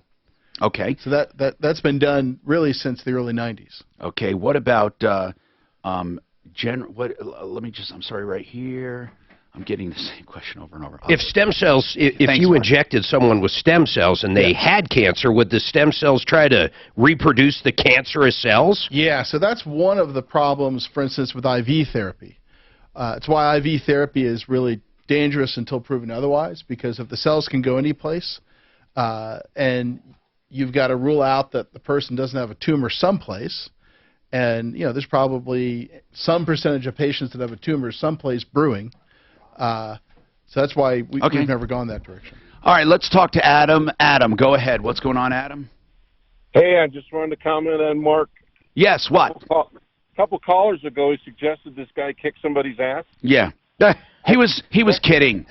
That should be your standard answer every fifth call. We'll put it on a timer. Let's kick his ass. Just go kick his ass. Yeah, that would go over big, wouldn't it? All right, so Craig, your ATM deposit, this is very puzzling. How could you put a key bank card in a Colorado State bank and have it work? They both have the same PIN number, I assume. Yeah, but that doesn't. The PIN number goes in after it recognizes the card. Something's funky here. Are they saying that your $100 is missing?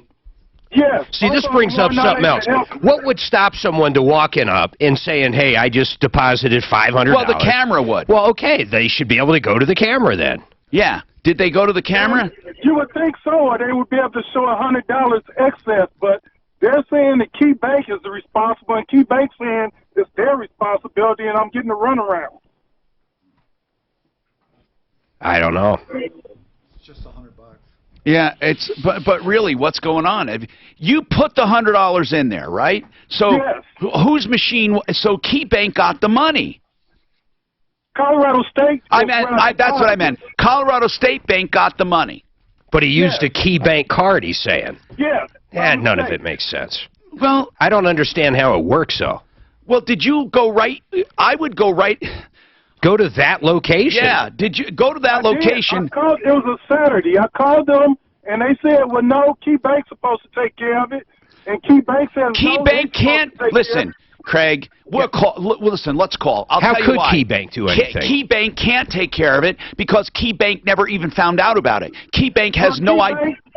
Key Bank did a dispute that day after both of them spoke to each other, and now they said after 10 days, the day's the 11th day, I called Key Bank, and they're saying that no. Kick their ass. Hold on. Get that information. I'm going to have Deputy Clint call Colorado State Bank. I think it's their problem. Okay, don't forget our seminar. Give them a call to sign up for our stem cell seminar. It's 303-429-6448, 303-429-6448. Remember, folks, go to the referral list at referrallist.com for all kinds of help, information, and referrals, and save all your problems for me. Now's the perfect time to join up.